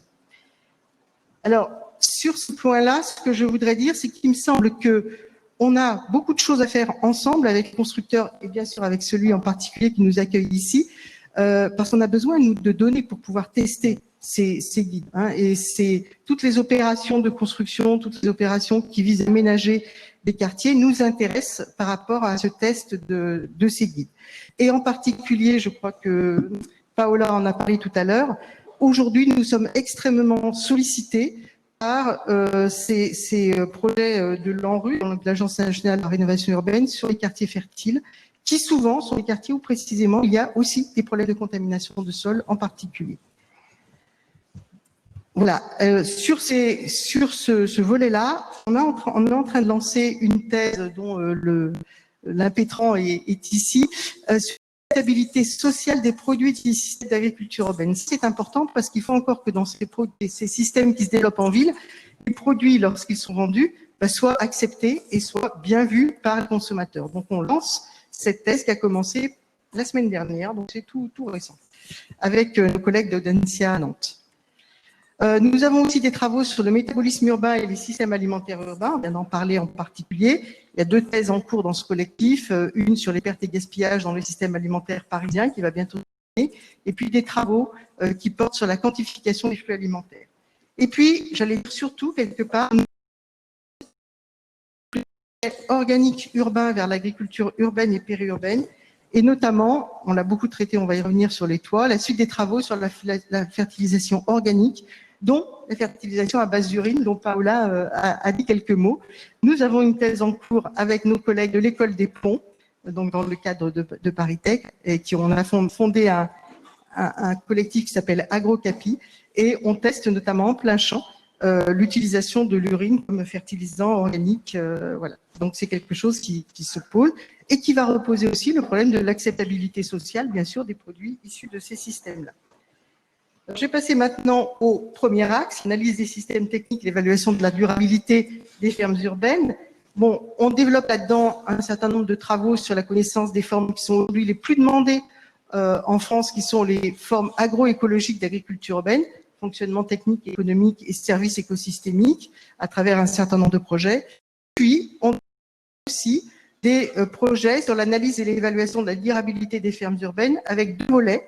Un volet qui va vous être développé par la suite par Erika sur les analyses de cycle de vie des fermes urbaines. Et puis, un projet de thèse qui est en cours aussi, qui est financé par la chaire agriculture urbaine, sur les méthodes d'évaluation de la durabilité par les collectivités. Donc, c'est la thèse de Paola Clérino. Et puis, nous avons bien sûr continué, donc depuis 2012, de travailler sur la conception des systèmes techniques et l'évaluation des services proposés par les systèmes techniques d'agriculture urbaine. Juste vous parler un tout petit peu ici de notre toiture expérimentale qui s'appelle T4P, Toit parisien productif projet pilote. Maintenant, ça fait déjà un petit moment qu'il pilote. On est dans une 3e phase qui va continuer jusqu'en fin 2021, début 2022. Alors, ce projet, il est né donc en 2012. Il a donné lieu aux premières armes de 2 entreprises d'agriculture urbaine aujourd'hui bien connues qui sont Topager et Cultures en Ville.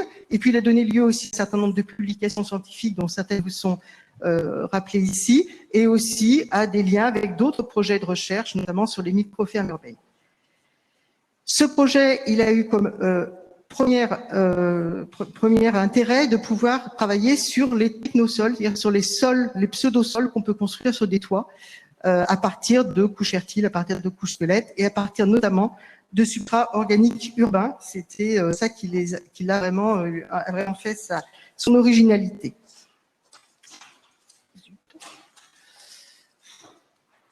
Aujourd'hui, où on en est par rapport à ce toit, bon, on a un certain nombre de résultats, des productions qui sont tout à fait de niveau tout à fait important. On a aussi des données sur les flux de matières organiques. Et là, on se rend compte que l'utilisation des matières organiques par ces technosols peut être tout à fait importante, de 5 à 10 fois supérieure au mètre carré ou à l'hectare par rapport à ce qu'on trouve en agriculture et en plein sol. Donc, ça veut dire qu'il y a un potentiel d'utilisation des déchets organiques qui sont tout à fait considérables. Et puis, des problèmes, des intérêts par rapport à la rétention d'eau, qui est très élevée sur ces toits productifs, mais qui pose deux problèmes, donc du disservice, une surconsommation d'eau et des qualités d'eau sortante qui peuvent être faibles, la façon dont c'est géré. Les pistes à poursuivre avec le Lab Recherche Environnement me semblent être de deux ordres. D'une part, de poursuivre l'élargissement de la conception de technosols. Ça, c'est sur les toits, mais pas que sur les toits. Ça, c'est aussi dans toutes les situations où on est sur dalle, où on est sur sol contaminé. En économie circulaire, on l'a dit là aussi. Et puis, gros problème, grosse question de la mesure des services écosystémiques. Pascal en a parlé tout à l'heure. Aujourd'hui, on a plusieurs services écosystémiques sur lesquels on commence à avoir des données, mais ces données sont encore largement manquantes et il faut qu'on puisse progresser ensemble là-dessus.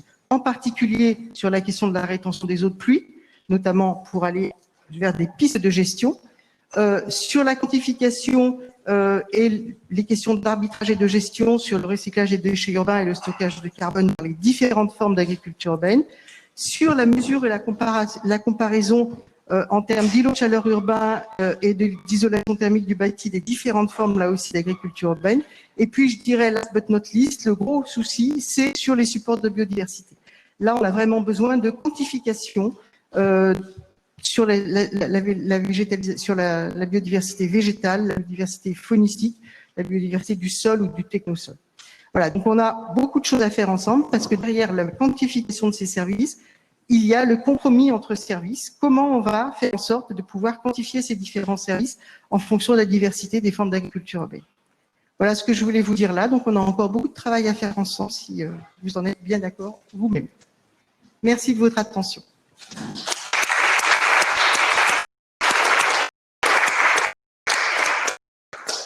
Merci Christine. Même principe, on prendra toutes les questions à l'issue de la présentation d'Erika.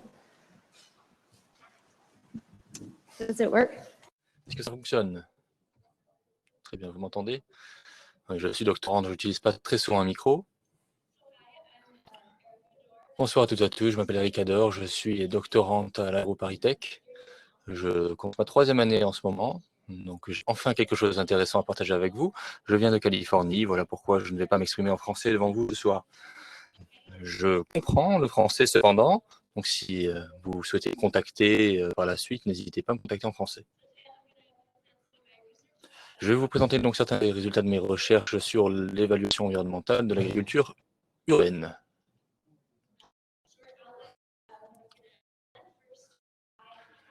Donc, ma présentation, d'abord, comment étudier les impacts environnementaux de l'agriculture urbaine, ensuite mes études de cas sur des exemples de mon travail à Paris et à Californie, comment nous avons étudié les impacts sur place, et ensuite je vais vous partager certains de mes résultats sur les premiers impacts que nous avons trouvés et quelle est la comparaison avec l'agriculture conventionnelle. D'abord, pourquoi et comment étudier les impacts environnementaux de l'agriculture urbaine? Nous savons qu'il y a tout type de problèmes environnementaux avec l'agriculture conventionnelle et nous pensons généralement que l'agriculture urbaine pourrait avoir moins d'impact comme moins de transport, moins de gens chimiques comme les engrais, les pesticides, la possibilité de faire du compost avec les déchets urbains et utiliser ce compost, améliorer la biodiversité urbaine et également stocker le CO2 atmosphérique grâce aux plantes de l'agriculture urbaine. Mais comment mesurer tout cela? Comment mesurer l'impact de l'agriculture urbaine? Comment mesurer ses avantages? Et comment la comparer avec l'agriculture conventionnelle? Eh bien, il y a une méthode, un modèle très fort, très commun, c'est l'analyse de cycle de vie qu'on utilise pour cela. L'analyse de cycle de vie est une méthode de quantification des impacts environnementaux qui s'axe sur tout le cycle de vie d'un produit. Donc, on va du berceau à tombe, pour ainsi dire. On prend en compte les matières premières de production, ensuite d'un produit, donc la fabrication d'un produit alimentaire, par exemple, ensuite le transport, l'utilisation et enfin la valorisation. À quoi cela ressemble pour l'agriculture urbaine? Eh bien, généralement, on prend en compte l'infrastructure d'une ferme urbaine comme une serre, certains bacs, la consommation d'eau, les produits utilisés comme le compost ou les engrais, le conditionnement s'il y en a, et le transport s'il y en a. Donc, nous mesurons toutes ces données pour des fermes et ensuite, on mesure également la production de cette ferme, c'est-à-dire les aliments qui sont produits et nous disposons de modèles spécifiques qui peuvent modéliser l'impact environnemental des intrants dans la ferme par kilo d'aliments produits, de données sortantes. Donc, voilà pour ce qui est de résumé assez bref de cette analyse. Passons maintenant aux études de cas sur lesquelles j'ai travaillé. Nous travaillons avec 8 fermes urbaines, 4 à Paris et 4 en Californie. Tout cela fait partie d'un échange de recherche avec l'Université de Californie à Berkeley. Et comme vous pouvez le voir, nous essayons d'avoir une diversité de fermes urbaines, des fermes en intérieur, en extérieur,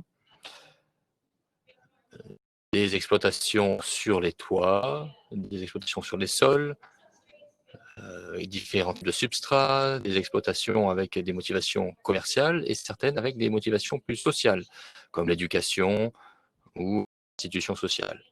Et nous avons également des fermes gérées par des professionnels, par des salariés, ou d'autres qui sont plutôt gérées par des bénévoles. Donc, comme vous pouvez l'imaginer, il y a vraiment une forte diversité dans ces différentes exploitations. Maintenant, comment réalisons-nous cette analyse du cycle de vie? La première étape, qui prend probablement le plus de temps, c'est la collecte de données. Nous collectons des données sur une exploitation pendant une année complète pour avoir une idée représentative de ce qu'ils font, puisque nous savons que la production peut varier pendant une année donnée. Donc, voilà pourquoi on travaille avec eux sur 12 mois. Et généralement, les données que l'on collecte chez eux, ce sont par exemple les données de récolte, d'arrosage, d'utilisation d'eau, d'utilisation des produits comme les pesticides ou les filets. On collecte également les données de production et d'application du compost, les infrastructures sur place et les programmes de livraison. Nous avons une forte diversité d'exploitations. Il nous faut donc une diversité de méthodes de collecte de données, puisque différentes exploitations ont différents intérêts, différentes disponibilités. Donc, nous utilisons tout type de méthodes, notamment des carnets de récolte, pour ainsi dire, pour les exploitants. Nous installons également des dispositifs pour mesurer la consommation d'eau sur place. Nous faisons des entretiens avec les exploitants. Nous utilisons parfois leur facture d'eau. Nous faisons des mesures sur place. Nous utilisons également des factures d'énergie, de gaz. Et parfois, nous avons plus de difficultés pour communiquer avec eux. Donc, nous devons nous rendre sur place. Parfois, nous les recevons par email. Parfois, nous recevons des photos via WhatsApp même des différentes données de consommation. Parfois, ils utilisent des formulaires Google. Donc, nous sommes vraiment souples pour collecter ces données des différentes exploitations.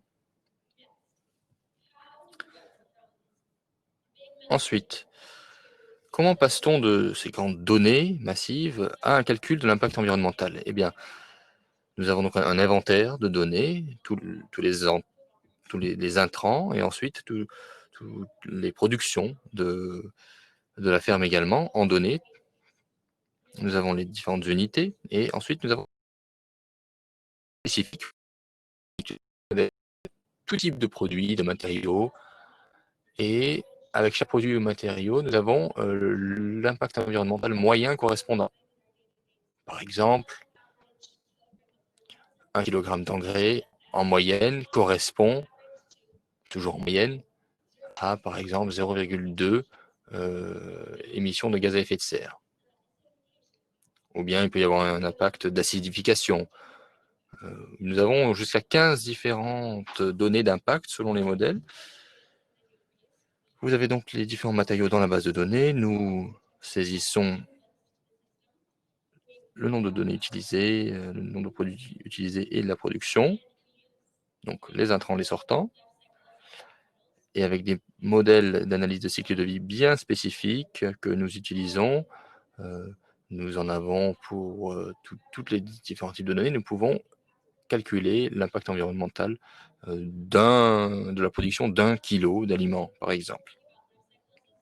Ce qui est particulièrement utile avec l'analyse du cycle de vie, c'est qu'on peut calculer pas seulement les impacts négatifs, mais également les impacts positifs.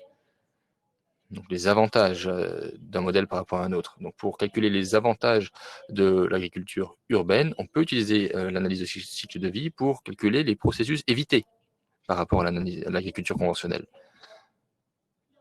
Par exemple, on peut savoir qu'une exploitation réutilise des déchets organiques et les composte. Et si cette activité évite la collecte de déchets et l'incinération de déchets, on peut voir qu'il y a donc un impact grâce à un processus évité. Autre exemple, mettre une serre sur le toit d'un bâtiment, cette serre va permettre de réduire sa consommation d'énergie. Et donc, cette serre peut être mise au crédit de l'impact environnemental puisqu'elle permet d'éviter, encore une fois, une certaine consommation. Venons-en maintenant au premier résultat sur les impacts. Je vais tout d'abord vous montrer une comparaison de différents types de fermes, et ensuite nous allons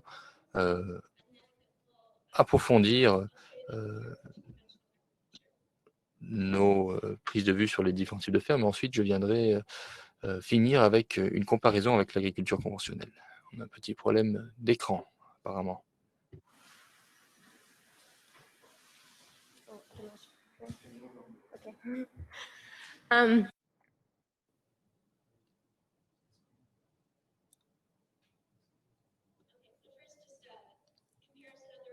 Bon, je vais commencer par la comparaison de résultats de différents types de fermes.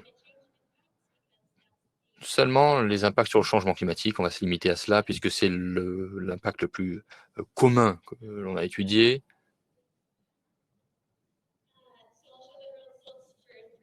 Je vais donc vous montrer les résultats pour 3 fermes. La ferme numéro 1, tout d'abord, qui est une ferme en ligne, et c'est de retour à l'écran, très bien. Donc une ferme en intérieur plutôt, avec des objectifs commerciaux comme étant les objectifs primaires. Ensuite, la ferme 2 est une ferme en extérieur qui produit des fruits et des légumes avec surtout des objectifs sociaux, en particulier de l'éducation. Et enfin, la ferme numéro 3, également en extérieur, fruits et légumes, avec un objectif commercial. Donc, comme je l'ai dit, on va se concentrer sur les impacts sur le changement climatique. Puisqu'il y aurait tout type d'autres impacts que l'on pourrait étudier également. Mais pour aujourd'hui, on va se limiter à cela. Pour ces 3 fermes donc, que je viens d'évoquer, vous voyez les résultats ici, avec les impacts de changement climatique qui sont séparés en différentes catégories d'impact. On a fait ces divisions pour pouvoir voir quelles étapes sont les plus impactées, sont les plus touchées, et voir s'il y a des impacts positifs ou négatifs selon les domaines. Vous voyez que les impacts sont majeurs pour la première ferme, et il y a une contribution majeure au niveau de l'énergie, qui provient donc de l'éclairage, du chauffage et de la pasteurisation, qui est un processus spécifique pour la production de champignons. Donc un impact énergétique majeur, mais également un impact positif en vert, donc en négatif. Ça, c'est parce qu'ils utilisent beaucoup de déchets urbains pour leur substrat utilisés pour faire croître leurs champignons. Ensuite, ferme numéro 2, vous voyez que les impacts sont beaucoup plus faibles et qu'ils sont surtout composés d'usage de matériaux. Donc les engrais, le compost, les pesticides, ce type de choses. Mais personnellement, je sais que cette exploitation n'utilise pas beaucoup de ces matériaux, vraiment très peu. Donc nous avons trouvé que ce qui explique cet impact, c'est en réalité le fait que cette exploitation a un rendement très faible. Ils ne sont pas très productifs puisque ce n'est pas leur objectif principal. Leur objectif principal est l'éducation. Donc bien qu'il n'ait que peu d'intrants en matériaux, leur impact final est assez élevé par rapport à leur production. Puisque là, vous voyez que le graphe, c'est en impact par kilo de nourriture produite. Ensuite, la ferme numéro 3, vous voyez un bon compromis entre les intrants utilisés et la production. ensuite ici les mêmes données, mais en impact net seulement. Donc on a fait la soustraction avec les impacts positifs. Donc, vous voyez quelle ferme a l'impact.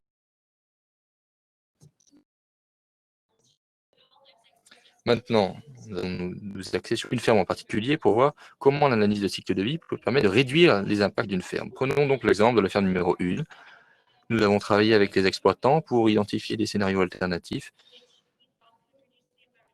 qui pourraient, selon nous, réduire l'impact environnemental, et des scénarios qui étaient pratiques et faisables selon les exploitants. Et nous avons donc modélisé ces scénarios, nous avons comparé les résultats potentiels avec les résultats actuels, les résultats réels du moment. Nous avons donc utilisé différents types de facteurs, comme l'utilisation de copeaux de bois recyclés dans le substrat, réduire l'utilisation de lumière, réduire le temps de pasteurisation, qui est très spécifique à cette activité, réduire la fréquence des livraisons, ou augmenter le rendement par des mesures d'assainissement plus strictes. Et là encore, c'est spécifique aux champignons, puisqu'ils sont susceptibles d'être contaminés. Donc les exploitants savent que s'ils lavent plus souvent leurs mains, par exemple, ils peuvent éviter des contaminations et donc avoir des rendements plus élevés. Nous avons donc modélisé tous ces scénarios et nous avons étudié la réduction d'impact sur le changement climatique par rapport au scénario de base. Et nous avons donc trouvé que certains de ces scénarios n'avaient que très peu de différence par rapport au scénario de base. On peut donc savoir que ces idées ne sont pas très utiles et que cette ferme peut les oublier, puisque l'impact sera minime. Quelques scénarios ont des impacts moyens et certains ont vraiment un impact très important qui serait donc très utile pour cette exploitation. Et cet impact très fort, en fait, il n'y en a qu'un. Ce scénario, plutôt qui a un impact très fort, il n'y en a qu'un, c'est le fait d'augmenter le rendement par des mesures d'assainissement. Et c'est très important pour cette ferme de savoir cela, d'avoir accès à cette donnée, puisque c'est vraiment facile à réaliser pour eux, et c'est ce qui est le plus impactant. Donc c'est très utile et un résultat, je dois dire, très surprenant.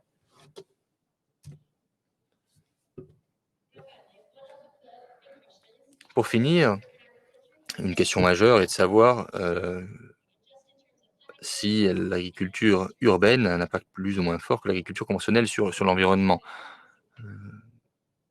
vis-à-vis de leur fonction de production alimentaire. Nous avons donc conduit une méta-analyse qui comparait différentes études publiées. Nous avons trouvé 14 publications d'analyse de cycle de vie de l'agriculture urbaine qui comparaient l'agriculture urbaine avec l'agriculture conventionnelle locale dans l'alimentation. Nous avons étudié différents systèmes d'agriculture urbaine, nous les avons divisés entre différents types de fermes de production, donc hydroponie, intérieur sol ou plein air sol, extérieur sol. Et vous voyez donc les résultats selon ces divisions. En vert, le nombre de cas où l'agriculture urbaine avait un impact plus faible que l'agriculture conventionnelle. Et en rouge, le nombre de fois où l'agriculture urbaine avait un impact plus fort que l'agriculture conventionnelle. Vous voyez donc une tendance qui se dégage pour les systèmes en intérieur, en général, pour ceux que nous avons, n'avaient un impact plus fort que l'agriculture conventionnelle. Et par contraste, en revanche, les systèmes d'agriculture urbaine de sol en extérieur, eux, avaient un impact plus faible. Vous voyez que le nombre est assez faible, en particulier pour l'intérieur, 33 et 5. Donc nous devons encore avoir de plus en plus de données pour améliorer nos modèles, mais certains systèmes sont très innovants, sont encore dans des stades de recherche et développement, et ils peuvent mener à des impacts très positifs, comme par exemple ce que nous avons identifié sur les champignons. Donc nous avons, grâce à notre étude, pu leur montrer qu'ils pouvaient avoir un impact très fort, même en intérieur, s'ils mettaient en place la bonne mesure. Pour conclure donc, je dirais que l'analyse de cycle de vie est une méthode utile pour étudier l'agriculture urbaine d'un point de vue pratique et de recherche, donc pratique pour les acteurs locaux et recherche pour les chercheurs, bien sûr. Ensuite, nous avons identifié certaines caractéristiques qui permettent aux exploitations de réduire leur impact environnemental, comme la baisse de la consommation d'énergie, la baisse d'intrants utilisés et l'augmentation du rendement. Et nous avons également identifié le fait que les formes d'agriculture urbaine en plein air sur le sol pourraient être plus avantageuses qu'en intérieur par rapport à l'agriculture conventionnelle. Merci de votre attention.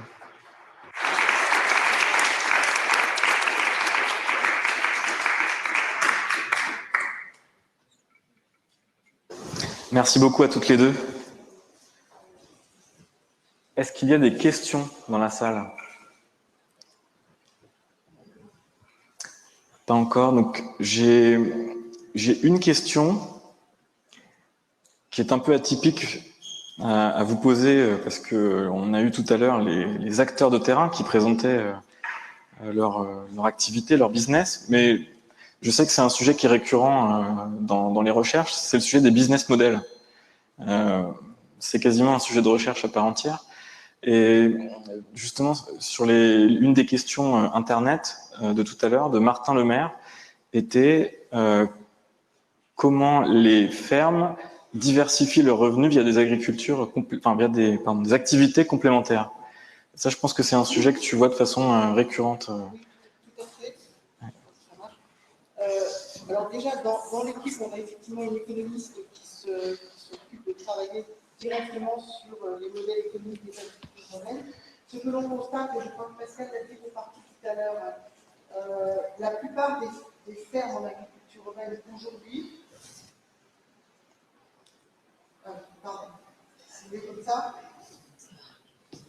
Donc la plupart des fermes en agriculture urbaine aujourd'hui ont des modèles économiques qui ne sont pas basés que sur la vente de la production, quel que soit le niveau de cette production, mais sur un ensemble d'autres activités, notamment des activités de type services rendus, type pédagogique, formation, etc., ou d'autres types d'activités, parce qu'elle nous a parlé tout à l'heure d'activités finalement de propositions, non pas de services, mais carrément de systèmes. Donc, ce que l'on voit, c'est qu'aujourd'hui, la très grande majorité des formes d'agriculture urbaine, et ça n'est pas le cas qu'en France, c'est vraiment quelque chose de très général, sont de fait à la fois multifonctionnelles et multi-revenus. Et donc ça, c'est vraiment très important. Il n'y a pas que des subventions, il y a aussi beaucoup de revenus tirés d'autres activités. Voilà, donc là, il y a tout un travail effectivement qui est en train d'être fait là-dessus. Bon, je pense qu'à la FOP, vous êtes aussi tout à fait dans cette lignée-là. Voilà, donc c'est vraiment un problème important et c'est la diversité de ces activités qui interroge aussi les territoires. Alors, on a une question pour Erika, qui est issue d'Internet, toujours avec Christophe Tourini. Donc, c'est la deuxième question de Christophe, qui est un porteur de projet de ferme aquaponique. Et la question qu'il pose est est-ce qu'on arrive à faire l'analyse de cycle de vie de ce type de projet et de l'inclure dans une analyse de cycle de vie plus globale d'un bâtiment? C'est une question que je me pose aussi parce que quand on regarde les bilans environnementaux des bâtiments, on voit qu'on les a considérablement réduits en rendant ces bâtiments très efficaces, très économiques.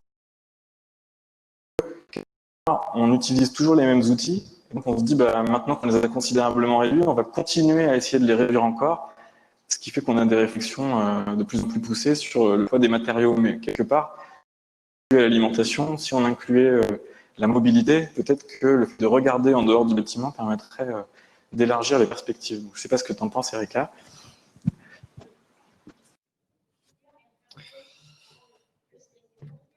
Je dois dire que je n'ai pas encore vu cela pour le moment, d'inclure une composante à l'analyse de cycle de vie du bâtiment, mais bien sûr, ce serait possible et je pense qu'il y aurait un vrai potentiel.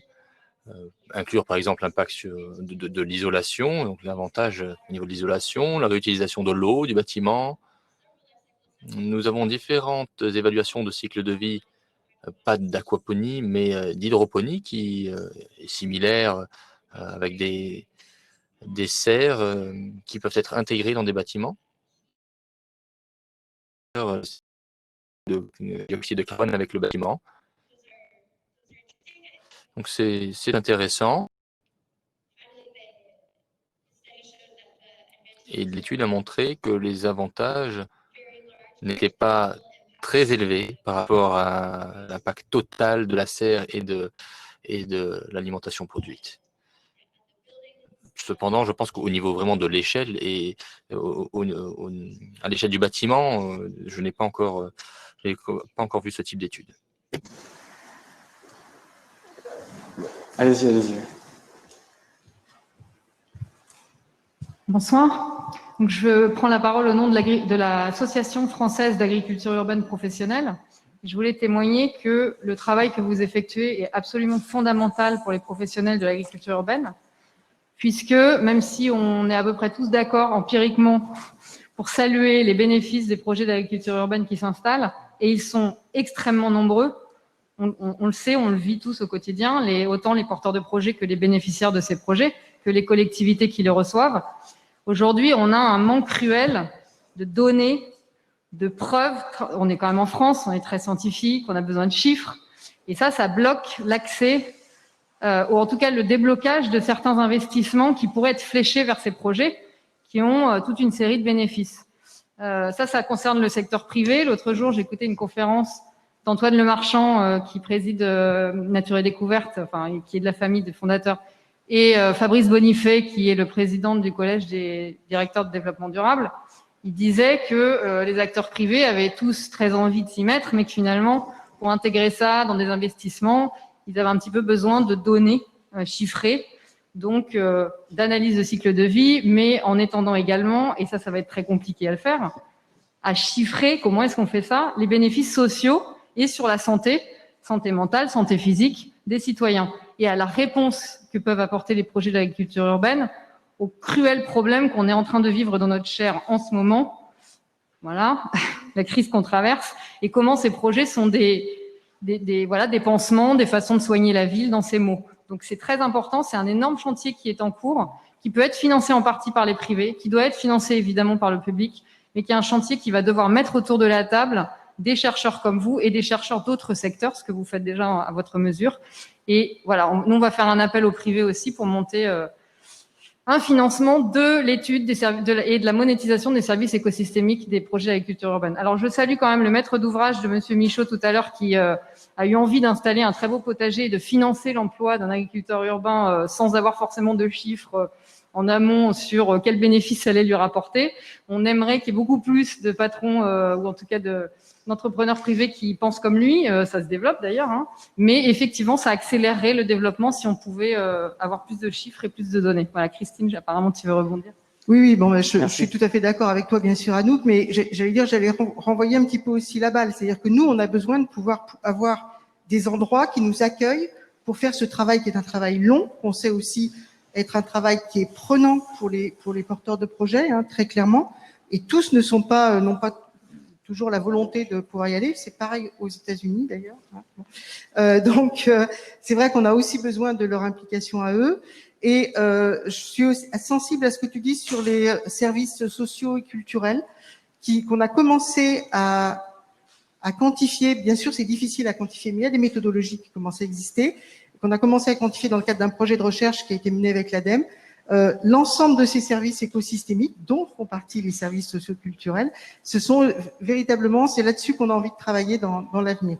Mais encore une fois, on a besoin de quantification. Le toit d'AgroParisTech, c'est un des endroits où on peut quantifier certains de ces services, c'est pas le seul évidemment, mais voilà, c'est très important qu'on puisse être soutenu dans cette recherche de données qui est extrêmement coûteuse en termes de temps, voilà, mais qui est indispensable aujourd'hui. Je suis bien d'accord avec toi.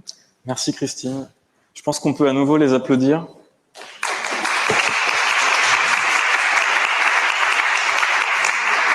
Alors, il y a quelques questions auxquelles on n'a pas pu répondre issues d'Internet. J'imagine qu'il y a quelques questions dans la salle aussi qui pourront être partagées ultérieurement. Toutes ces questions, vous pourrez y trouver une partie des réponses sur notre site Internet. On est en train de déjà travailler sur un compte-rendu de cette conférence. Comme je vous l'ai dit, vous pouvez suivre nos actualités sur la communauté du Lab sur LinkedIn. Je vous invite tous à rester dans la salle et également en ligne pour l'intervention qui va suivre de Rob Hopkins. Et puis je vous invite également à participer demain au deuxième événement qu'on organise dans le cadre de Building Beyond.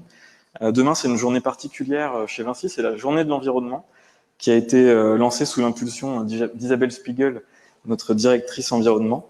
Et donc, à l'occasion de la journée environnement de Vinci, on s'intègre dans la programmation éditoriale du groupe au sens large, en parlant d'économie circulaire. Donc, le sujet de demain, ça va être l'économie circulaire sur les chantiers. Et là, la parité sera encore largement respectée. Je crois qu'on sera 2 intervenants hommes et il y aura 3 intervenantes femmes. Donc, on sera encore largement contributaire à la parité dans les métiers du BTP. Je vous remercie à tous pour votre participation et je vous passe la pour vous introduire cette nouvelle séquence. Merci Mathieu. Merci Maxime. Un mot d'abord strictement